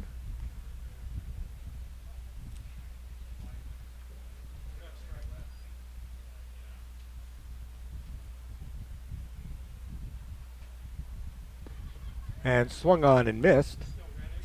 Strike 2. So Luke Reddick throwing really well here. When we've seen him in this mode, he has been extremely good. In fact, wasn't it against the Grays he got that 7-inning shutout before? It was, yes. Yeah. There's a strike as he tried to hold up but could not. So down on strikes goes Blake Martin, and now that brings up the catcher, Alex Vasquez. Yeah, Luke Reddick has sat down 5 consecutive, and he is rolling. Always ready at the stretch. He doesn't waste a lot of time with that. Here's the pitch, and that swung on and missed from Vasquez, strike 1. You know, we can't really see it from here, but I think he's throwing a slider that is fooling these guys up high because they are chasing these balls and going over top. There's a pitch low for a ball. Plus, he's a very big guy, and so when he has his deliberate motion working, it's not like you can pick up the ball right away. That's true. A ball and a strike to Vasquez. That pitch is low, 2-1. Yeah, Redding, one of many Lehigh Mountain Hawks coming down here for the summer. Yeah, we've got a few. The pitch, and that's high for a ball, 3-1. So 2 quick outs, and now a 3-1 count to Alex Vasquez. And the next pitch is high, ball 4. So a 2-out walk, and down to first goes Vasquez, and that'll bring up the center fielder Michael Wynn. Yeah, well, Michael Wynn tonight has struck out looking and he's struck out swinging, so has an opportunity to bust out of it. And that was against Nick Charlson, so let's see what he does against Luke Rettig. Here in the top of the 6th, we'll keep our eye on Vasquez to see if he runs. There's a strike. Vasquez did not go. Vasquez talking to Tony Gallo. A little chat there. 1 ball, no strikes. The pickoff play, and Vasquez dives back. Yeah, being a lefty gives you a big advantage in that. Although Nick Charlson proved that maybe righties can do it just as well. Oh yeah, I remember that. He really had him picked off there. There's a strike. That being Brian Call. Also want to give a big shout out to the Takoma Park City TV crew here tonight broadcasting this game. Oh yes, we should. We'll get to them in just a second. 0-2. Oh, we took a close pitch there. Got away with it. 1 ball and 2 strikes, as that one looked like it was going to hit him and then came over the plate, perhaps just a bit high. The pitch, and same place. I'll tell you, I really think that Luke Rettig has pulled out a slider into his arsenal, because these pitches, they are curving inside on the off speed. 2 balls, 2 strikes. Swung on and missed strike 3, so Rettig strikes out Michael Wynn, and for the Grays in the top of the 6th inning, no runs. There were no hits. There was 1 runner left on base, no T-balled errors. At the end of 5 1/2, the score remains the Bolts 6, the Grays 5. You're listening to T-Bolts Baseball on the T-Bolts Radio Network, powered by CQ.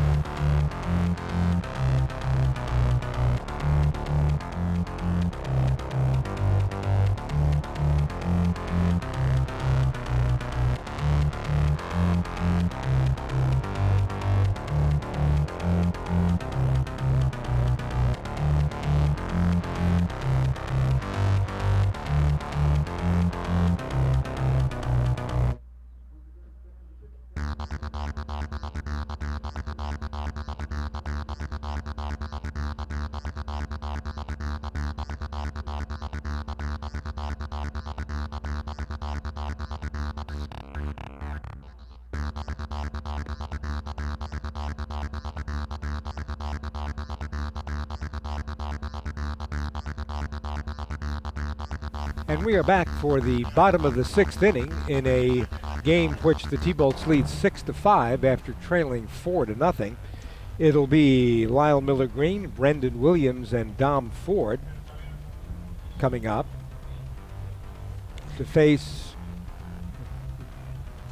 Jacob Hardney. And the T-Bolts, for a moment in this game, looked like they were down and out, but they were revived by Ryan Roll, and then Tony Gallo, Cole Freeze, Lyle Miller Green. In the 4th inning, they exploded. And I think Roll set it off. He got a home run last night, so that's the 2nd consecutive game. And getting a home run at South County Field is not an impossible achievement. It's this very short park. The power alley is 335. But here at Blair is a different story. This is a much deeper park. That was probably about a 360, 370 shot. Yeah, oh yeah, definitely. So here comes Lyle Miller Green in the bottom of the 6th. And Lyle hitting 2 for 2 tonight. Gets his walk-up music. Justin Jaquist doing a great job as always. The play, it's very important to these guys. The first pitch from Hardney to Miller Green is in there for a strike, 0-1. It was one of the first things we talked about at the end of last season, you and I, Neil, when we talked about improving the game day experience. The players got to have their walk-up music, and they you're right, they've loved it. Well, it adds a big dimension to the game. There's a ground ball down to the third baseman, Martin, who makes a nice scoop, throws over to Deming, pulled him off the bag, but Deming got back to touch it for the out. So one down, that'll bring up the second baseman, Brendan Williams. Brendan walked in the fourth inning, did not score, but ended up being picked off second base. So he'll want to atone for that. The pitch from Hardney is fouled back and out of play, strike one. Oh, yeah, Williams wants that one back. That was a cookie of a fastball down and in, and he wanted to tear it up. He just got a little bit under it. So his bat really high.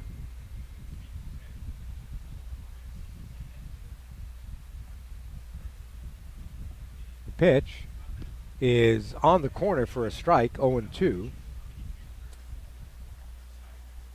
So Williams from New Mexico State didn't get a lot of playing time this year. One of those guys who comes in to the Cal Ripken League wanting to show his college coaches what he can do, and that's inside for a ball. And we've seen quite a few of these even on this team. Oh, yeah. These guys are all about putting together a resume, but one thing I will tell you is that they feel tremendous pride to the teams they play for in this league. There have been guys that have been T-Balls in the past, back towards 2006, 2007, and they will interact with us on Twitter because they feel such an allegiance to this team. How about that? 1 ball, 2 strikes to Brendan Williams. And there's a ground ball again towards Blake Martin. Big hop, throw over to Deming for the out. Well, one of the reasons Brady Perry wanted to play here was that Perry's play for the Thunderbolts. It's all in the family, really, with the Perry Although, family. didn't Hunter play for Gaithersburg or some team, too, for a while? I think either Gaithersburg or Rockville before the T-Bolts. Yeah. But he came to the T-Bolts, and now the family is a T-Bolts family. Yeah, they listen to the games. If you're listening tonight, glad to have you along. You've chosen the right organization.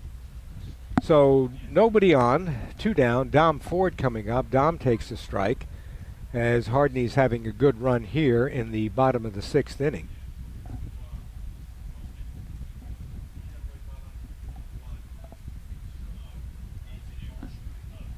And the pitch, so big swing there, and a pitch out of the strike zone, and the count is 0-2 to Ford, who has a single and a fly out in his 2 times up. He's stolen a base. Yeah, Hardney's really flying through this order right now, at least in this half inning. So whatever happened to him or was done on the mound has been beneficial in that little meeting there. No balls, 2 strikes.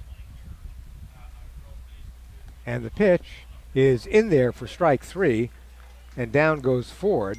So in the bottom of the 6th inning for the T-Bolts, no runs, no hits, no errors, nobody left on, no further scoring, and at the end of 6 full, it's 6-5 in favor of the T-Bolts. So now we're going to talk with Justin Jaquist, our man of all trades here, about something that was going to happen yesterday but got canceled, Julian. Yes, we're going to talk a moment about the League of Dreams, which is a great event that we were going to have, a great sponsorship event that we were going to have on Sunday. It's been canceled due to the heat, but I feel like now, because it's been canceled particularly, we're going to have Justin Jaquist talk to us in just a moment about the whole organization and everything they do. Justin, what do you got for us? Well, I started League of Dreams around in 2005. I loved the game of baseball, and so my mom was looking around for ways I could play baseball adaptively that would fit me and my disability. She came across Frank Calera, who's the CEO and founder of League of Dreams, and got in contact with him, and it just started from there. And so, in terms of what League of Dreams does, can you tell me a little bit about what the organization accomplishes within the area? League of Dreams does a huge amount of events. They're sponsored basically by the Ripken Foundation and the Children's Guild that they just merged with. And they allow kids with any type of disabilities, not just kids, to be able to play adaptively baseball and softball. That is so fantastic. Justin, thank you for giving us a glimpse into that, and we're going to be back. We're going to talk more about it in the later portions of the following innings. As we come back here to the action, Luke Reddick returns to the mound, and his first pitch to Brian Call will be taken down low for a ball to count 1-0. So we'll hear more from Justin. Of course, we hear from Justin throughout the game. Yes, we do. The next pitch to Call is lined into left center field. That's down for a base hit. So Brian Call gets aboard. That's his second single of the day. He is 2 for 2 with 2 walks. So the T-Bolts 6 runs, 8 hits, 3 errors. The Grays 5 runs, 5 hits. They have not committed an error. And of course, the T-Bolts now leading 6-5 in the top of the 7th. Here's Justin Johnson, who tonight is 1 for 3. With a man on first and nobody down, the tying run represented by Brian Call standing down there at first base. And Luke Reddick on the mound. Johnson cocks the bat, and here comes the pitch. This one's lined towards right center field. Charging in is Freeze, and he will make a running catch. Fires back to first, almost doubles him up, and he got him! Oh my goodness, he doubles him up on the throw from right field. It gets into Gallo in time for a double play, 9-3. Well, how about that? Cole Freeze came in.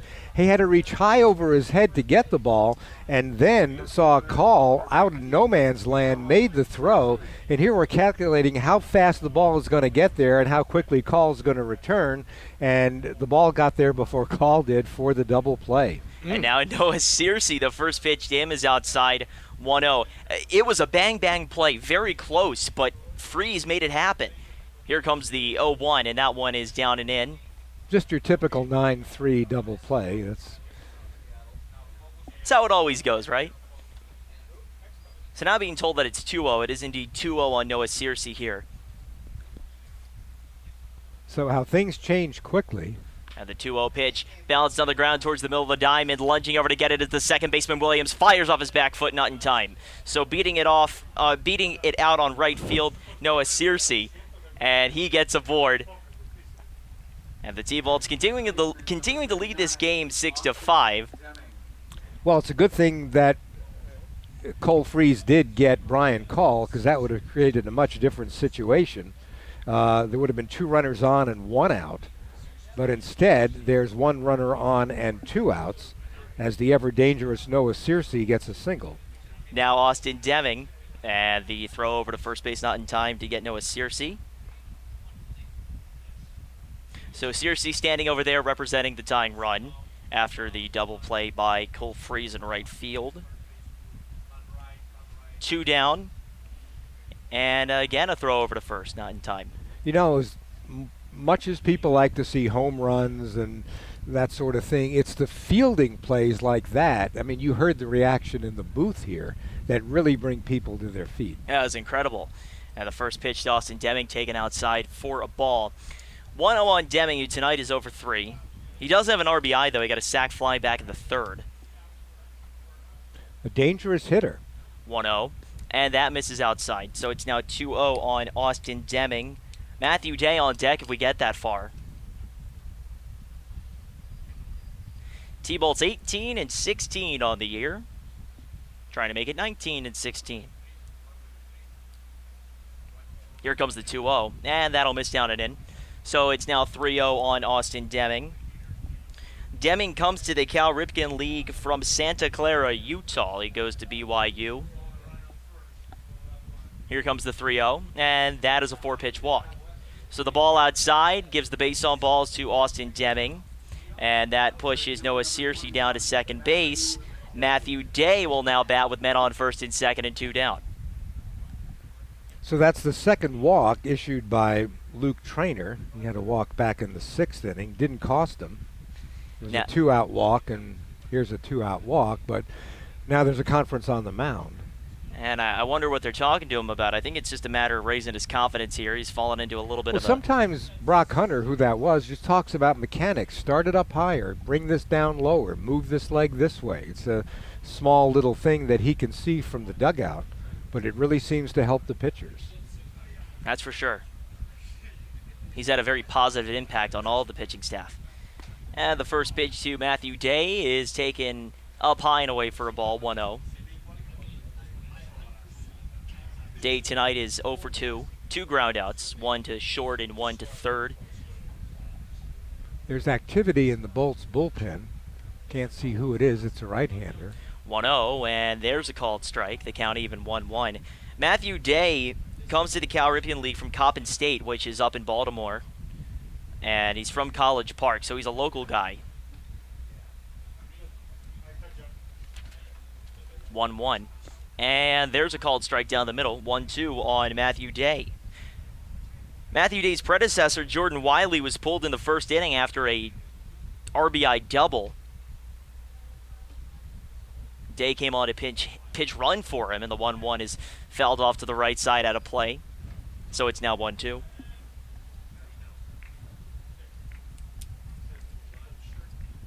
Top of the 7th inning, T-Bolts lead this game 6-5 on what was a blisteringly hot day here at Montgomery Blair Stadium. It's cooled down to a chilly 87.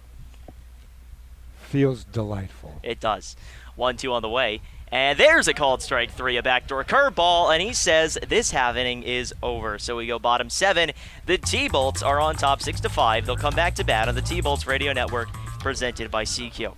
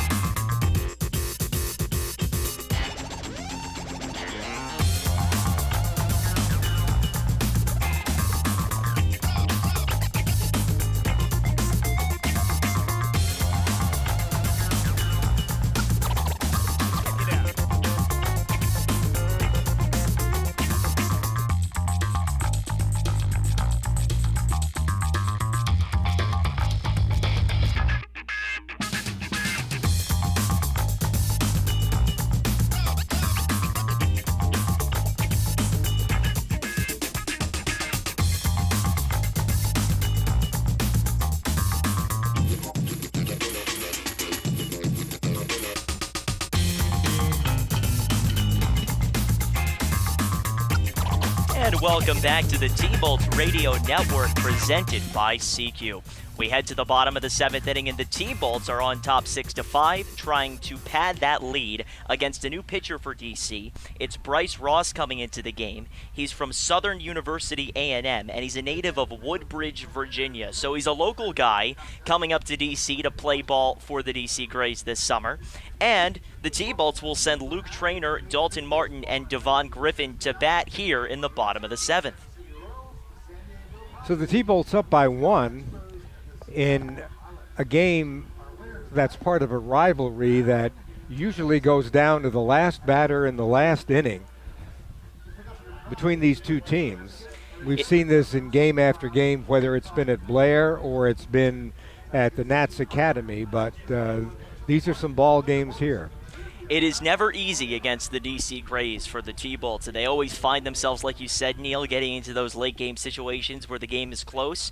But luckily for the T-Bolts, they have a number of guys who come up clutch for them, and so far today, the T-Bolts were losing, but it was the magic of Ryan Roll and then Tony Gallo, Cole Freeze, and that middle of the order that brought them back tied, and then eventually they took the lead on a double by Tony Gallo. So Luke Traynor will come to the plate. He replaced Chris Brady earlier in the game. Tonight he is 0 for 1.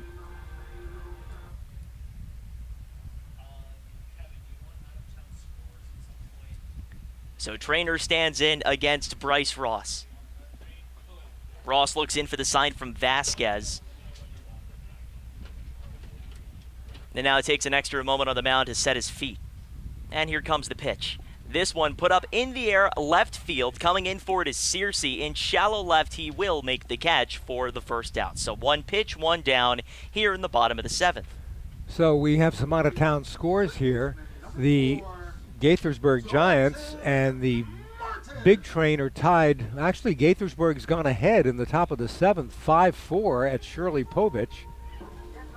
So we'll keep our eye on that one. 5 runs, 8 hits, 2 errors for the Giants. 4-7-1 for the Big Train. And now here's Dalton Martin to bat with 1 down and no one aboard. Tonight he's 1 for 1 with a single. First pitch to him. There's a called strike on the off-speed pitch. The count 0-1. Dalton Martin came into the game for Brady Perry, who started today at third base. Perry went 0 for 2 in his outing. And the Braves lead the Alexandria Aces 5-1. So the Braves and Giants trying to keep pace with each other. 0-1 pitch is a ball outside. Just missed. And the count now even 1-1 on Dalton Martin. Martin out of Tusculum University is putting on quite a show here in the Cal Ripken League. And the next pitch will be a called strike on the outside corner. The count 1-2 on Martin, who has been really stellar defensively. He's had his offensive struggles. He's batting .222 with 1 homer and 11 RBIs. The Braves lead the Aces 7-1 in the top of the 9th at Frank Mann Field. So we can chalk that one up for the Braves. Most likely. Here comes the 1-2, and that will just miss inside, so it goes 2-2 here on Dalton Martin. Ross comes into this outing with a .495 ERA, 20 innings pitched on the season with 14 strikeouts. That's impressive. And so far tonight, he's already recorded an out for himself, trying to do that again here. Here comes the 2-2. This ball popped up left side. Going out into shallow left field is Johnson, and he will give way to the center, or rather the left fielder Searcy, who will make the catch for the second out. The center fielder, number 1, Devon Griffin. And now here comes Devon Griffin, who tonight is 0 for 3.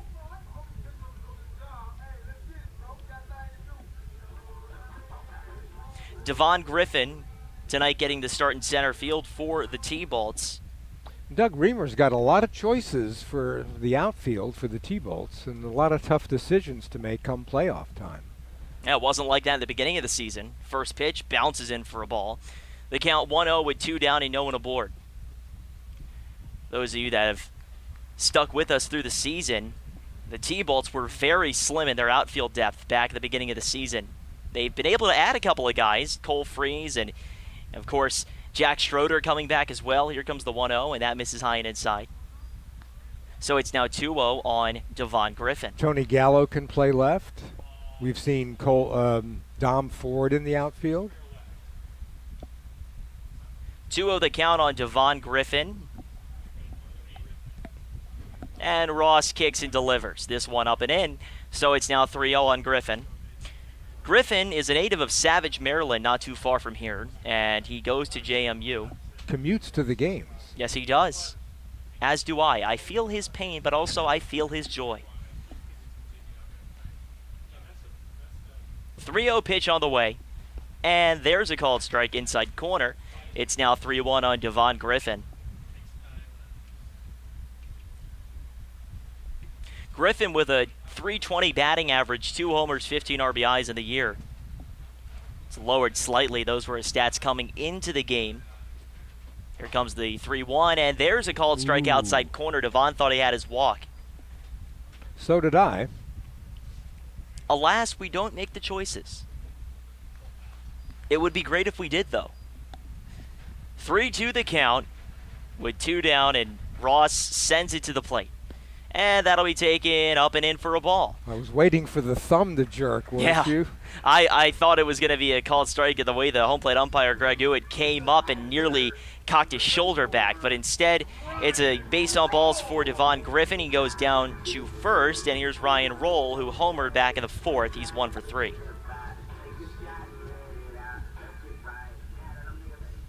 Ryan graduates this year. We were talking about his degree in Parks and Recreation. It's a great place to be, Montgomery Blair Stadium, with a degree like that. Runner goes in the first pitch. There's a curveball called strike, and it's dropped by Vasquez. So down to second base goes Dalton Martin doing what he does, or rather Devon Griffin also doing what he does. So now a runner in scoring position for the Bolts with 2 down.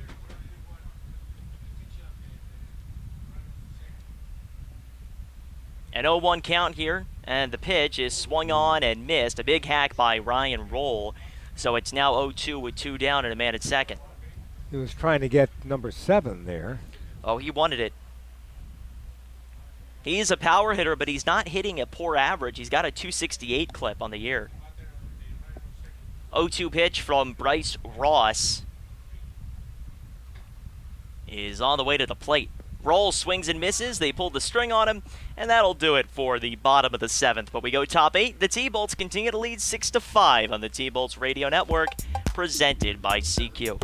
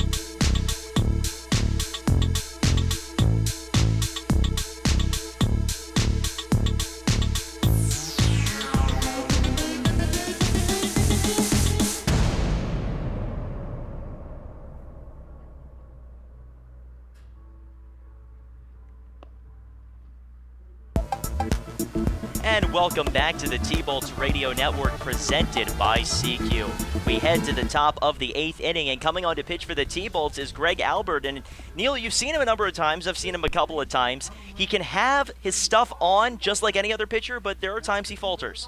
There are times he falters, but I think lately he's been more on than faltering. He's been in a couple of late games, particularly in a nail-down situation.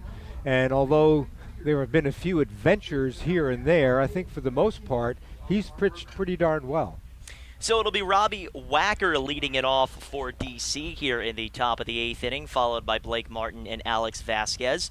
We also want to thank you so much for tuning in here to the T-Bolts Radio Network, and we want to remind you that you can follow us on Twitter at T-Bolts_baseball. Once again, that's at T-Bolts_baseball for all the latest news and highlights. You can also check us out at tbolts.org, where our beat writer Alexander Dacey has got all the information you need on every game recap. Greg's got a 4.28 ERA, which is pretty good in this league. His record is 2-1 with a save. 22 strikeouts, 18 walks in 21 innings. So Robbie Wacker comes to the plate. Tonight, Wacker has a sac fly back in the first. He reached on an error in the third, and he grounded out to short in the 6th. Greg Albert winds and delivers, and that one misses up high. It's 1-0 on Robbie Wacker. Martin to follow him. Albert kicks and sends it to the plate, and there's a called strike. It's now even 1-1. I think it was Albert who got the win in that Thunderbolts 5-run comeback against these Grays at the Nats Academy. He got the final outs. 1-1 the count. Here comes the pitch, and that's a beautiful curveball for a strike. And the count is now 1-2. Robbie Wacker coming to the Cal Ripken League from Greenville, North Carolina, and he goes to University of Richmond, so he's just very gradually come up I-95. Here comes the 1-2, and this one's high in the air to the left side. Shallow left field. Charging in is the left fielder Miller Green, and he makes the catch for the first out. Dom Ford went out, Devon Griffin came over, and it was Miller Green who made the play. So now it's Blake Martin, who tonight was hit by a pitch back in the first, grounded out in the third, and struck out in the 6th, trying to recover from an 0-for-2 start to this evening.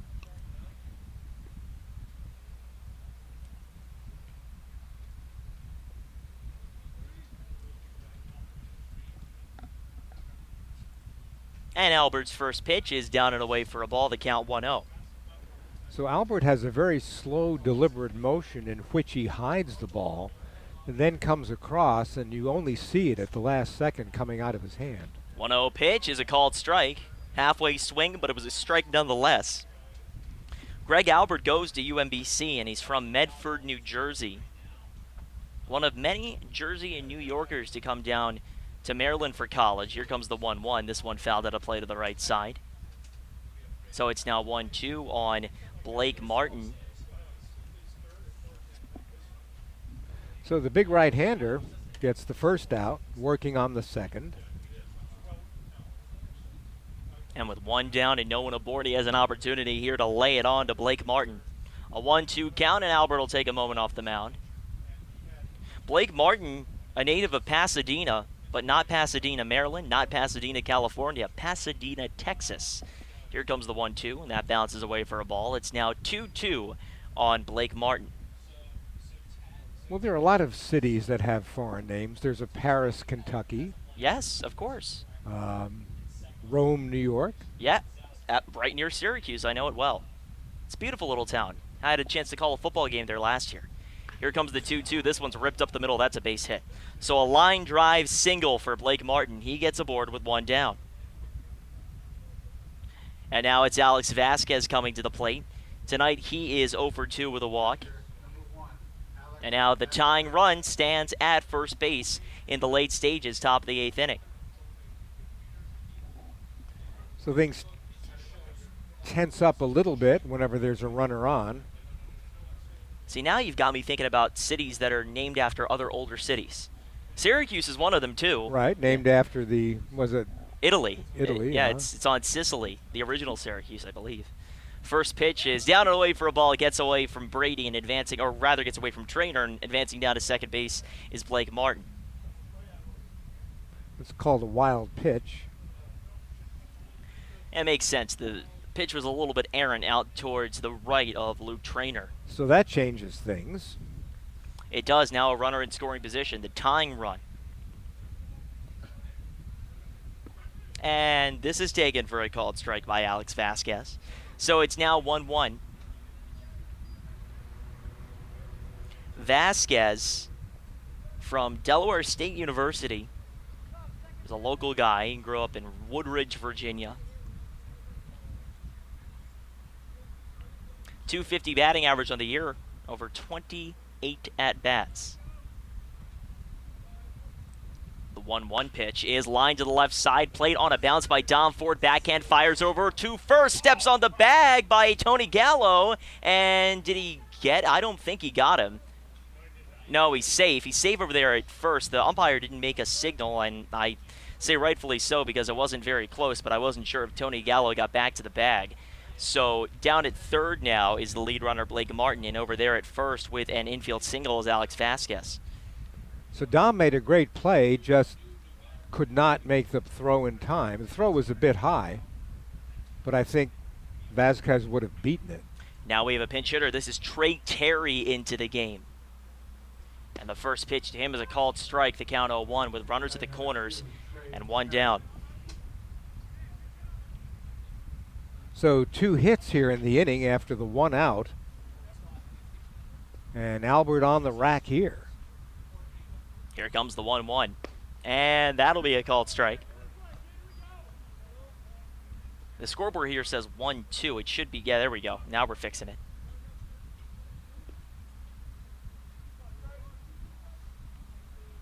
Albert sets. And delivers to the plate. This one is lined to the right side foul. So 2 strikes here on Trey Terry. Tonight, Terry hasn't batted at all, but his predecessor, Michael Wynn, struck out 3 times. So they bail out Michael Wynn and make sure he doesn't get his golden sombrero. With 1 down and runners at the corners. Here comes the 0-2. And that'll miss down and away. Didn't miss by much. No, it didn't. That was a chase pitch. The count 1-2. Trey Terry goes to Tom Nelson Community College, and he's from Manassas.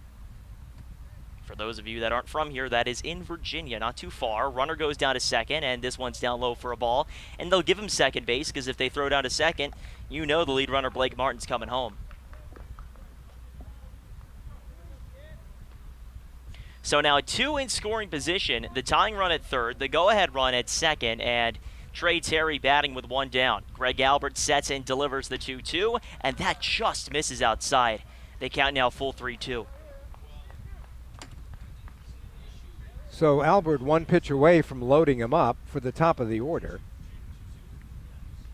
And the 3-2 plunks him in the side, and that was a very, very hard throw from Greg Albert. That was a fastball that just ran in on him, and the bases are loaded with one down. And the silver lining there, Neil, is that now you do have a chance at the double play.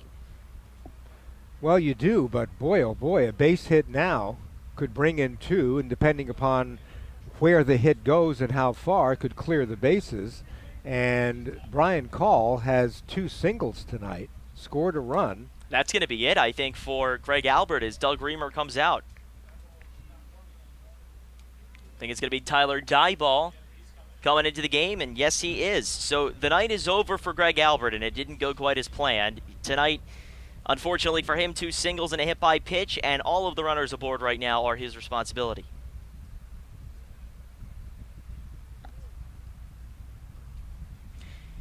Tyler Dyball becomes the 4th pitcher of the night for the Bolts. So that's a pretty quick hook from Doug Reamer. I'd say maybe, just maybe, Doug Reamer knows the importance of this game. And I say that facetiously. He definitely does.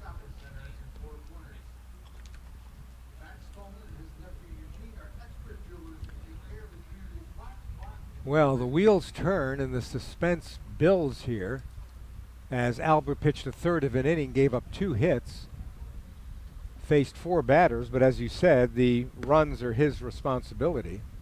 Well, it's a great moment for us to talk to you a little bit about Takoma Park City TV, who's televising this game tonight. They do a fantastic job. They brought their entire crew out here. It is a really great organization that they've got over there with a whole bunch of really high-tech equipment. I am in awe of everything they've got here tonight, Neil. And they are broadcasting tonight's game and recording it. You'll probably see it on YouTube at some point.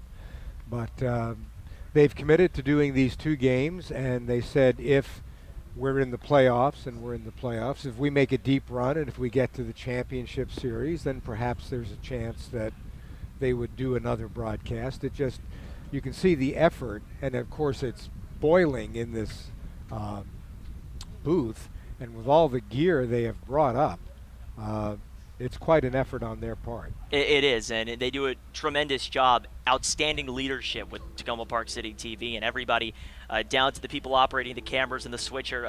Just a really, really great group of guys, and everybody doing it. You got to give them, you got to really tip your hat to the folks over there at Takoma Park City TV and what they're doing tonight and all the time for the community. So Tyler Dyball coming in.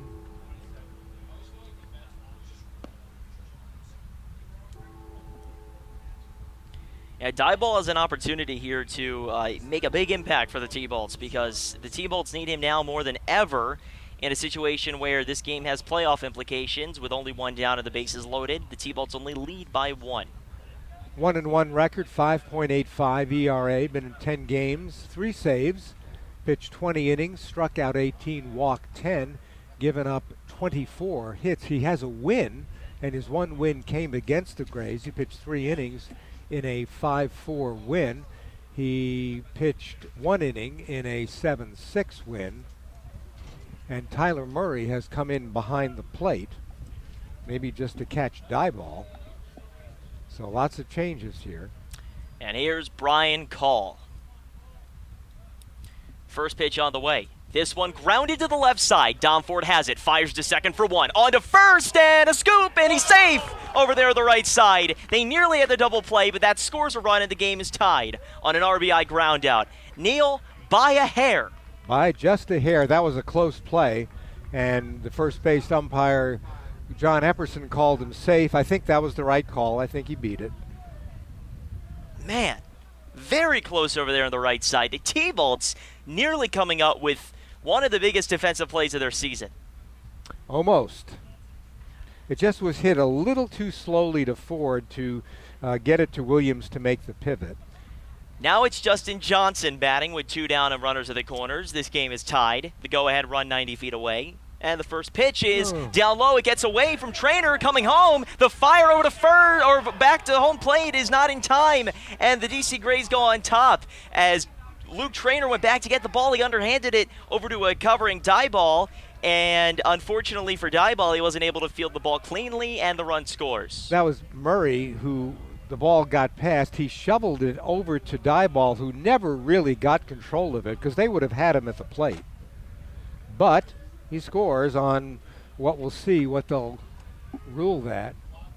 A wild pitch. So Tyler Dieball uncorks a wild pitch, and in to score comes Alex Vasquez with the go-ahead run. And the 1-0 is down low and inside. It's now 2-0 on Justin Johnson. And down to second, also in scoring position now, is Brian Call. Yeah, it doesn't make anything any easier for the T-Bolts here. Top of the 8th inning. They only have 6 more outs to work with now. And the 2-0 is grounded softly left side. Charging it, Dalton Martin. Fires on the run, and he got him. A beautiful throw from Dalton Martin, doing what he does best. One of those things is stealing bases. The other is making great defensive plays. And so we go to the bottom of the 8th inning. The T-Bolts now down 7-6 on the T-Bolts Radio Network, presented by CQ.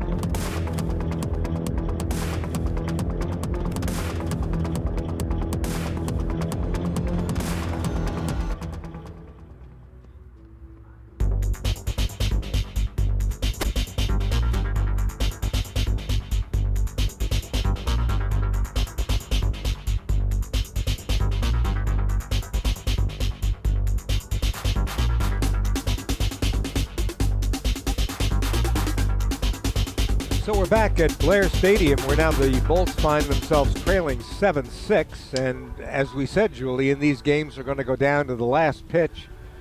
And who knows who's going to end up on top in this one. But the Bolts will come up in the bottom of the 8th with Tony Gallo, Cole Freese, and Lyle Miller-Green. And here to tell you all about it is Julian Barron. Thank you very much, Neil. It is Bryce Ross still on the mound for DC. Tony Gallo comes to the plate. He is a homer short of the cycle. He has a triple, a single, and an RBI double. And the T-Bolts down by 1 run here could use a long ball. A solo shot would bring them even. You know, they battle from behind all game. Bryce Ross sets and delivers to Tony Gallo. This one bounces outside low for a ball to count 1-0. Tony Gallo out of Lehigh University coming down to the Cal Ripken League this summer, and he's putting on a tremendous show with 6 homers and 26 RBIs. He's got a .325 batting average on the year. He's also got 3 hits tonight, 3 for 3. And here comes the 1-0. That is down low for a ball, and so it's now 2-0 on Tony Gallo. Gallo was a mid-season MVP candidate. You got to think he still is. I think he's in the mix, although Jacob Southern seems to be the odds-on favorite from the big train. 2-0 on the way, and that's low and outside. So it's now 3-0 on Tony Gallo, and I think Bryce Ross doing a nice job here of avoiding the contact, but he's going to have to come to him here. Ross takes a deep breath on the mound and now sets his hands. Here comes the 3-0, and that's up and in. So Tony Gallo flips the bat down towards the dugout and draws himself a 4-pitch walk. Gallo, down at first, now represents the tying run for Cole Freese, who tonight has struck out, walked, and grounded out. The big train has taken the lead over the Gaithersburg Giants in the bottom of the 7th, 6-5, as Matt Thomas gets a 2-run single to right. It's good for the T-Bolts. If the big train win that game, it continues to push Gaithersburg out of the mix. Yeah, but you love to see a team battle Bethesda down to the wire. Well, we may see that on Sunday. The T-Bolts are supposed to host the big train here at Montgomery Blair Stadium. Tomorrow's game against the Giants has been canceled due to extreme heat, and there's a hunch that the game on Sunday is also going to be canceled, but we don't know for sure yet. And there's only one place to find out, at Tbolts_baseball on Twitter. Make that 2 places, tbolts.org as well. Thank you. You're welcome. Man on first, nobody down for Cole Freeze. Ross sets and delivers. And this one skied into your right side, out of play. Cole Freeze, a late arrival for the T-Bolts. Last night he had himself a line drive 2-run homer down Lorton. Isn't that right, Neil? He did. Second at bat. Disappeared over the fence. Not by much, but a home run's a home run. And here comes the 0-1. Shows bunt, takes it down low, throw down to first. Not in time to get Tony Gallo. Gets away from Deming, and Gallo will advance down to second base on an errant throw by Vasquez. And Neil, I don't think he didn't need to make that throw. Well, you get caught up in the moment, and Tony was a good bit off the bag. If that had been an accurate throw, it would have been close. I think Tony would have made it, but I can understand him making the throw. He just made a bad throw. Now the tying run in scoring position down at second base. Bryce Ross sets, delivers the 1-1. This one fouled straight back by Cole Freeze, and it's now 1-2. So here's the situation where you get a gift. You get a runner in scoring position, nobody out. You've got to get him in to tie the game. It's a must. You cannot squander an opportunity like this. 1-2 the count on Cole Freeze. Man at second, no one down. Gallo representing the tying run, and Ross takes a moment off the mound after halfway through his windup, and he did balk. There you go. So the balk is called. Ross stopped his windup halfway through, and he was coming towards the plate. So Gallo will take third, and now the tying run 90 feet away from home plate with a 1-2 count on Cole Freeze and no one down. So things change again. So now a wild pitch or a passed ball gets him in. Here's the 1-2, and this one bounces in for a ball, and it's blocked by Vasquez. Nice job there. Saved a run.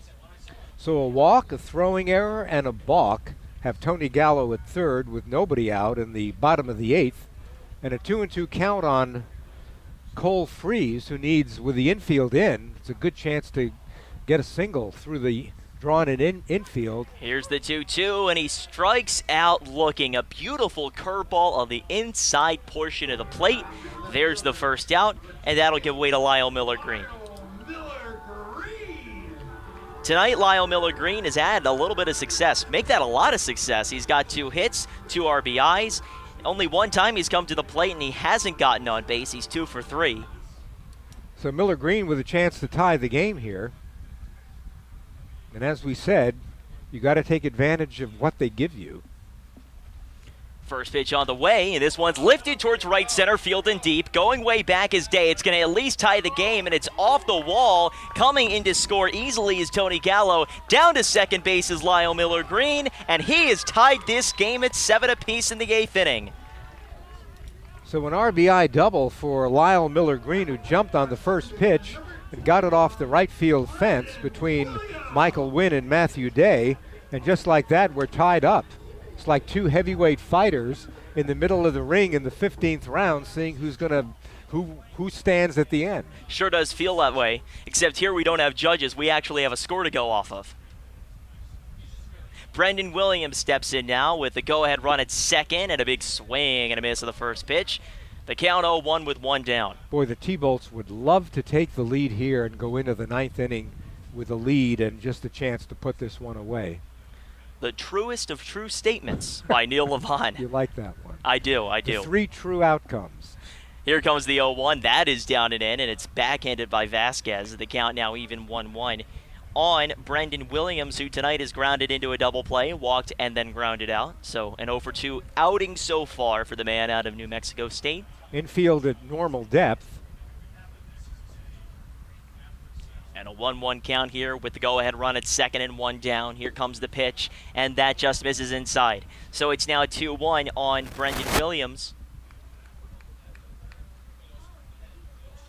Williams of the season, a .217 average with no homers and 8 RBIs, is a chance to make it 9.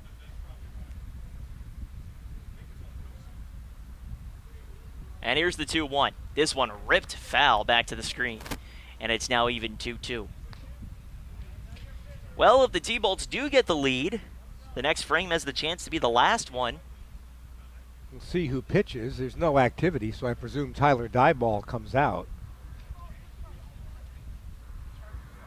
2-2 the count with 1 down. Tie ball game, bottom of the 8th. And here's the pitch. Curveball lifted to the left side and out of play. Well, he read that one right and tried to go the opposite field, just ran out of room there as the ball went over the cement barrier and into the bullpen area where the Grays are. It was a line drive that was destined to be out of the ballpark, just not in the way we want. It was a foul ball, and it's now 2-2.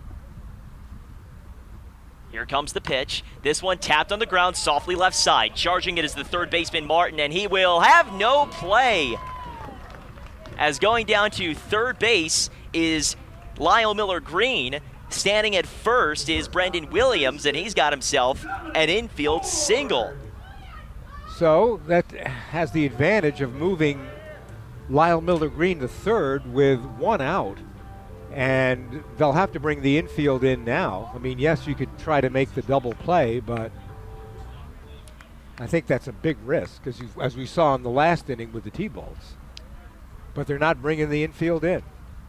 So Dom Ford bats. He is at a 1-for-3 outing so far. First pitch line to left field. That's down for a base hit. The T-Bolts take the lead as pulling up at first base with an RBI single is Dom Ford. Coming in to score is Lyle Miller-Green. It is 8-7 Silver Spring Takoma, and the T-Bolts have had a tremendous inning when it comes on getting on top of baseballs. Well, Dom Ford has his second hit of the day, and he is starting to really hit the baseball, and pretty soon he's going to raise his average way up over 200 after a tough season. It's great to see him hitting again. Now Luke Trainer bats. Tonight he's 0-for-2.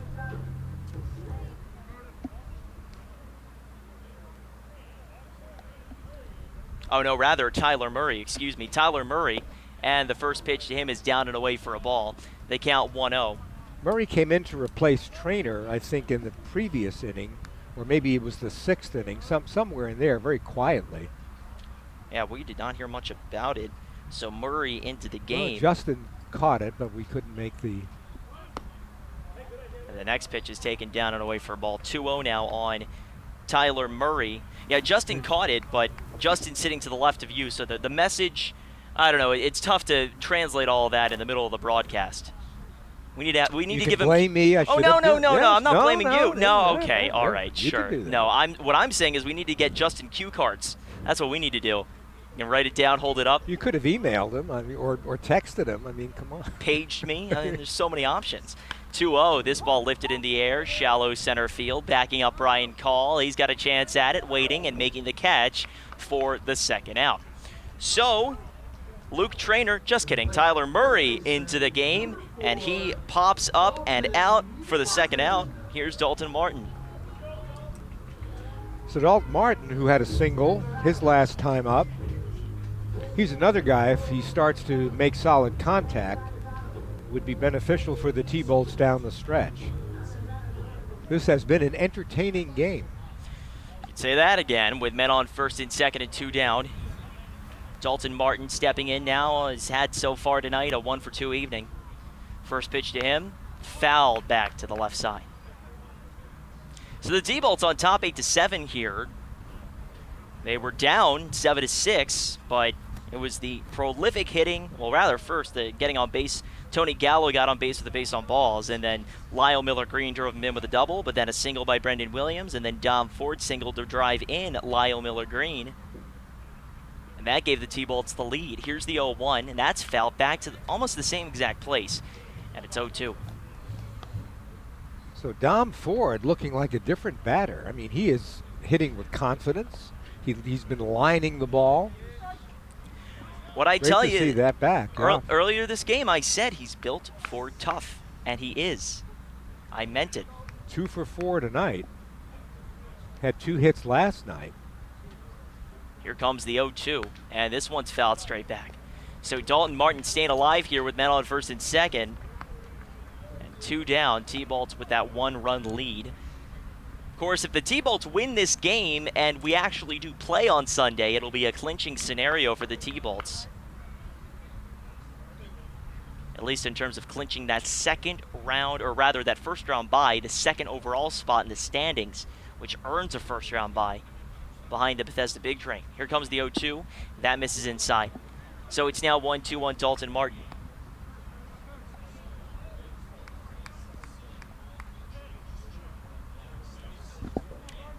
A calm evening here in Silver Spring. Anything but. Yeah.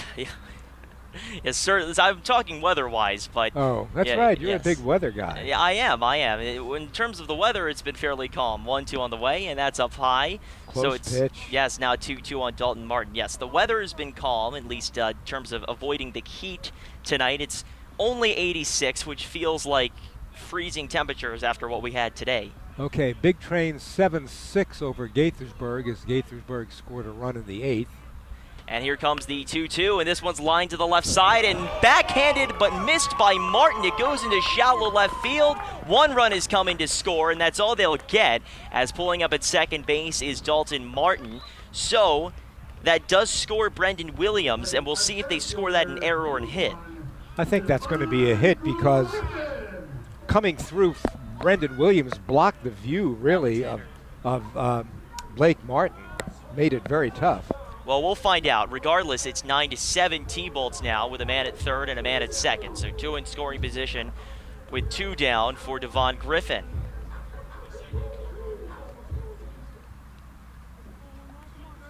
Oh, it's an error by the third baseman. All righty. And now Devon Griffin bats. First pitch to him is down and away. The count 1-0. It's been a nightmarish inning for Bryce Ross. So far in this inning, he's given up 3 hits, a walk, and had a man reach on an error, bringing in a run. Here comes the 1-0. That's up high. So it's now 2-0 on Devon Griffin. Griffin tonight is 0 for 3 with a walk. Boy, a hit would really put a statement on this game. Oh, yeah. 9-7 T-Bolts. And here comes the 2-0. Devon Griffin takes it upstairs. And so the count now moves to 3-0 on Devon Griffin. The T-Bolts have already gotten the lead back. They've already gotten another run after getting the lead back. Devon Griffin trying to lengthen that sentence with another run, maybe 2. 3-0 the count, and he'll probably have the red light. Here comes the pitch. And there's a called strike. He didn't swing at it. The count 3-1.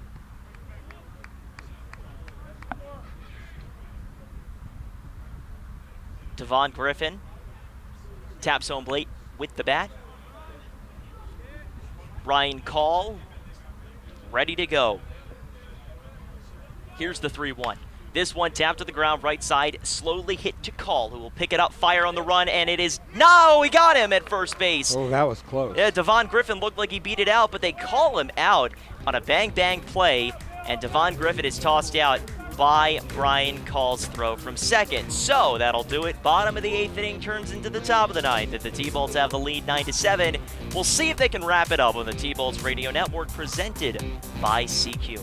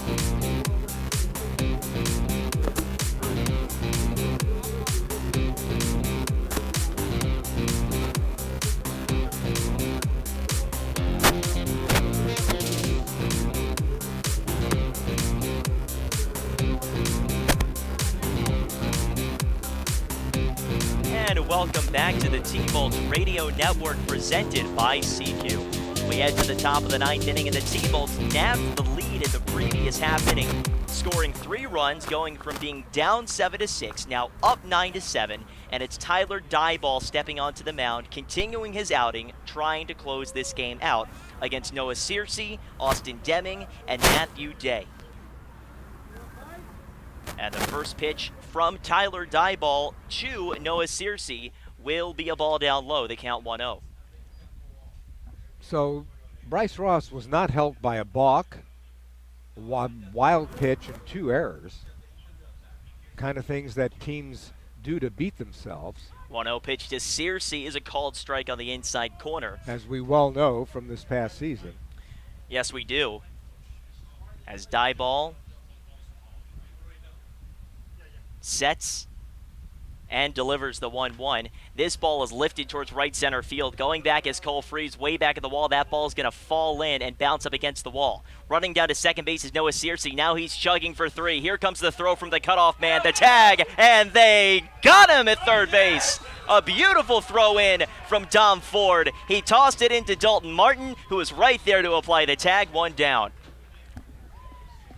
So a 9-6-5 play on that one.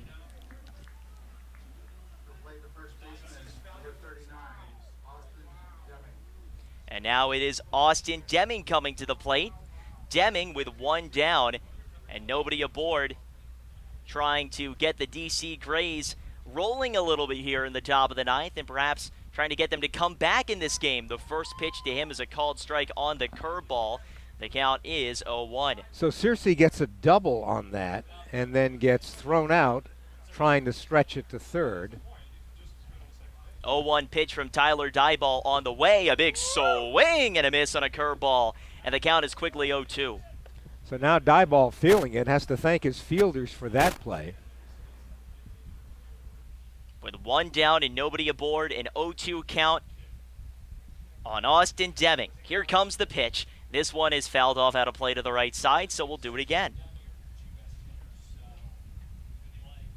So had Searcy stayed at second, I mean, that's in retrospect and in looking at it, but I think actually he made the right call. That was a great play in the field.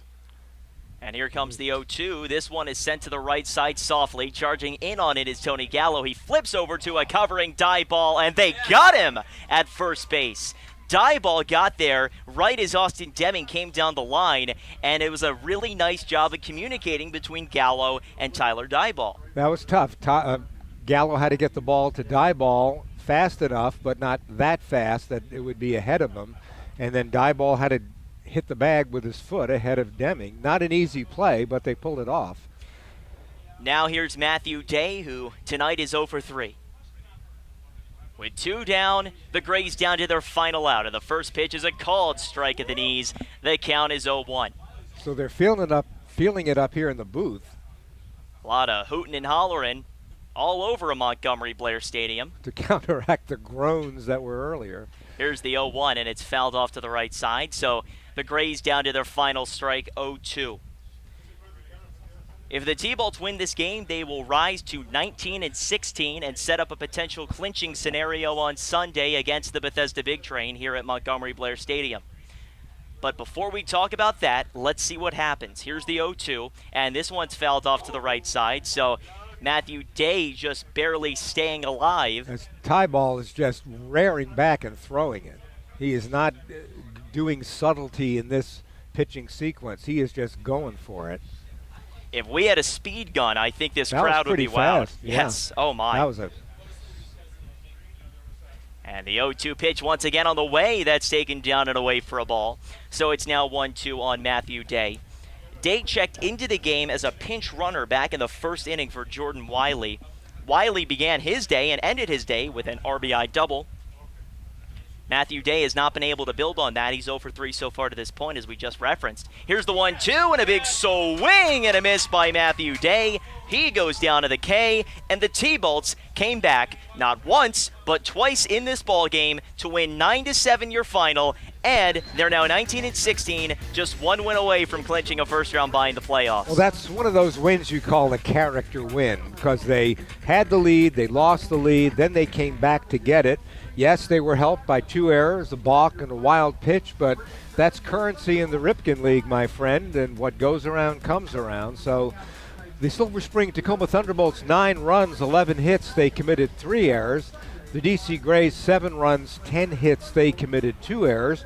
Tyler Dyball picks up the win, and Bryce Ross will take the loss for the DC Grays. And Dyball did a really nice job of coming back in the 9th inning, recovering, not letting his momentum fall off, and he just absolutely came at the necks of the DC Grays. He did. Of the 15 pitches he threw, 11 strikes, 4 balls, which is pretty good these days for pitchers in the Cal Ripken League. As I was talking to Antonio Scott of the Grays, who said he thinks around the league pitching is down as a whole, and that there have been a lot of walks issued and a lot of runs allowed, but a big game for the Thunderbolts, and so now this puts the Bolts 3 games ahead of the DC Grays with, 5 to play? There's, what did you say the record was? Well, the T-Bolts are now, after this game, 19-16. So there's 5 games left.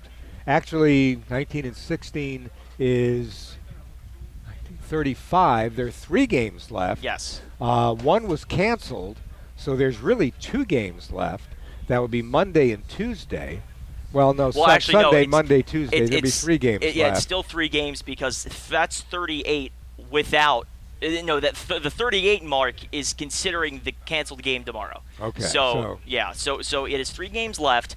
The T-Bolts have built their lead in the standings over the DC Grays, who are the next closest team to taking that number 2 spot. And all the T-Bolts need is one more victory. Or another Grays loss. Yes. And it doesn't get any easier for the Grays. They're on the road for the majority of their games. They have a game against the Big Train. We have a game against the Big Train. That game is scheduled for Sunday, and that should be a big game for the T-Bolts.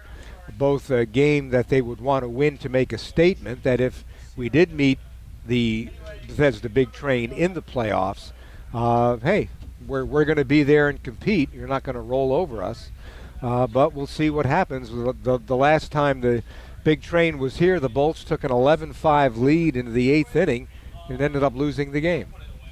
Well, speaking of big games for the T-Bolts, we had one tonight, and we're glad that you were along board for the entire duration, or even just part of it if you tuned in halfway through. We're glad to have you here on what has been a really nice victory for the T-Bolts, 9-7 your final score.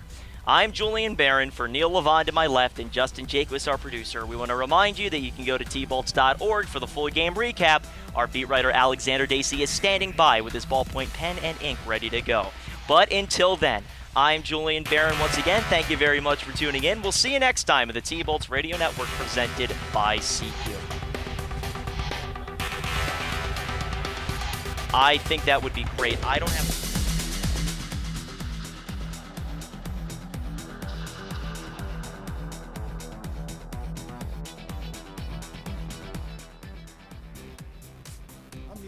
For Takoma Park City TV, and I'm talking with Antonio Scott of the DC Grays. And Antonio, this past week the DC Grays were honored in the U.S. Congress for their work with the RBI program. Tell us what that's about. So our RBI program is a major league sponsored sanctioned program. That's RBI stands for Reviving Baseball in Inner Cities.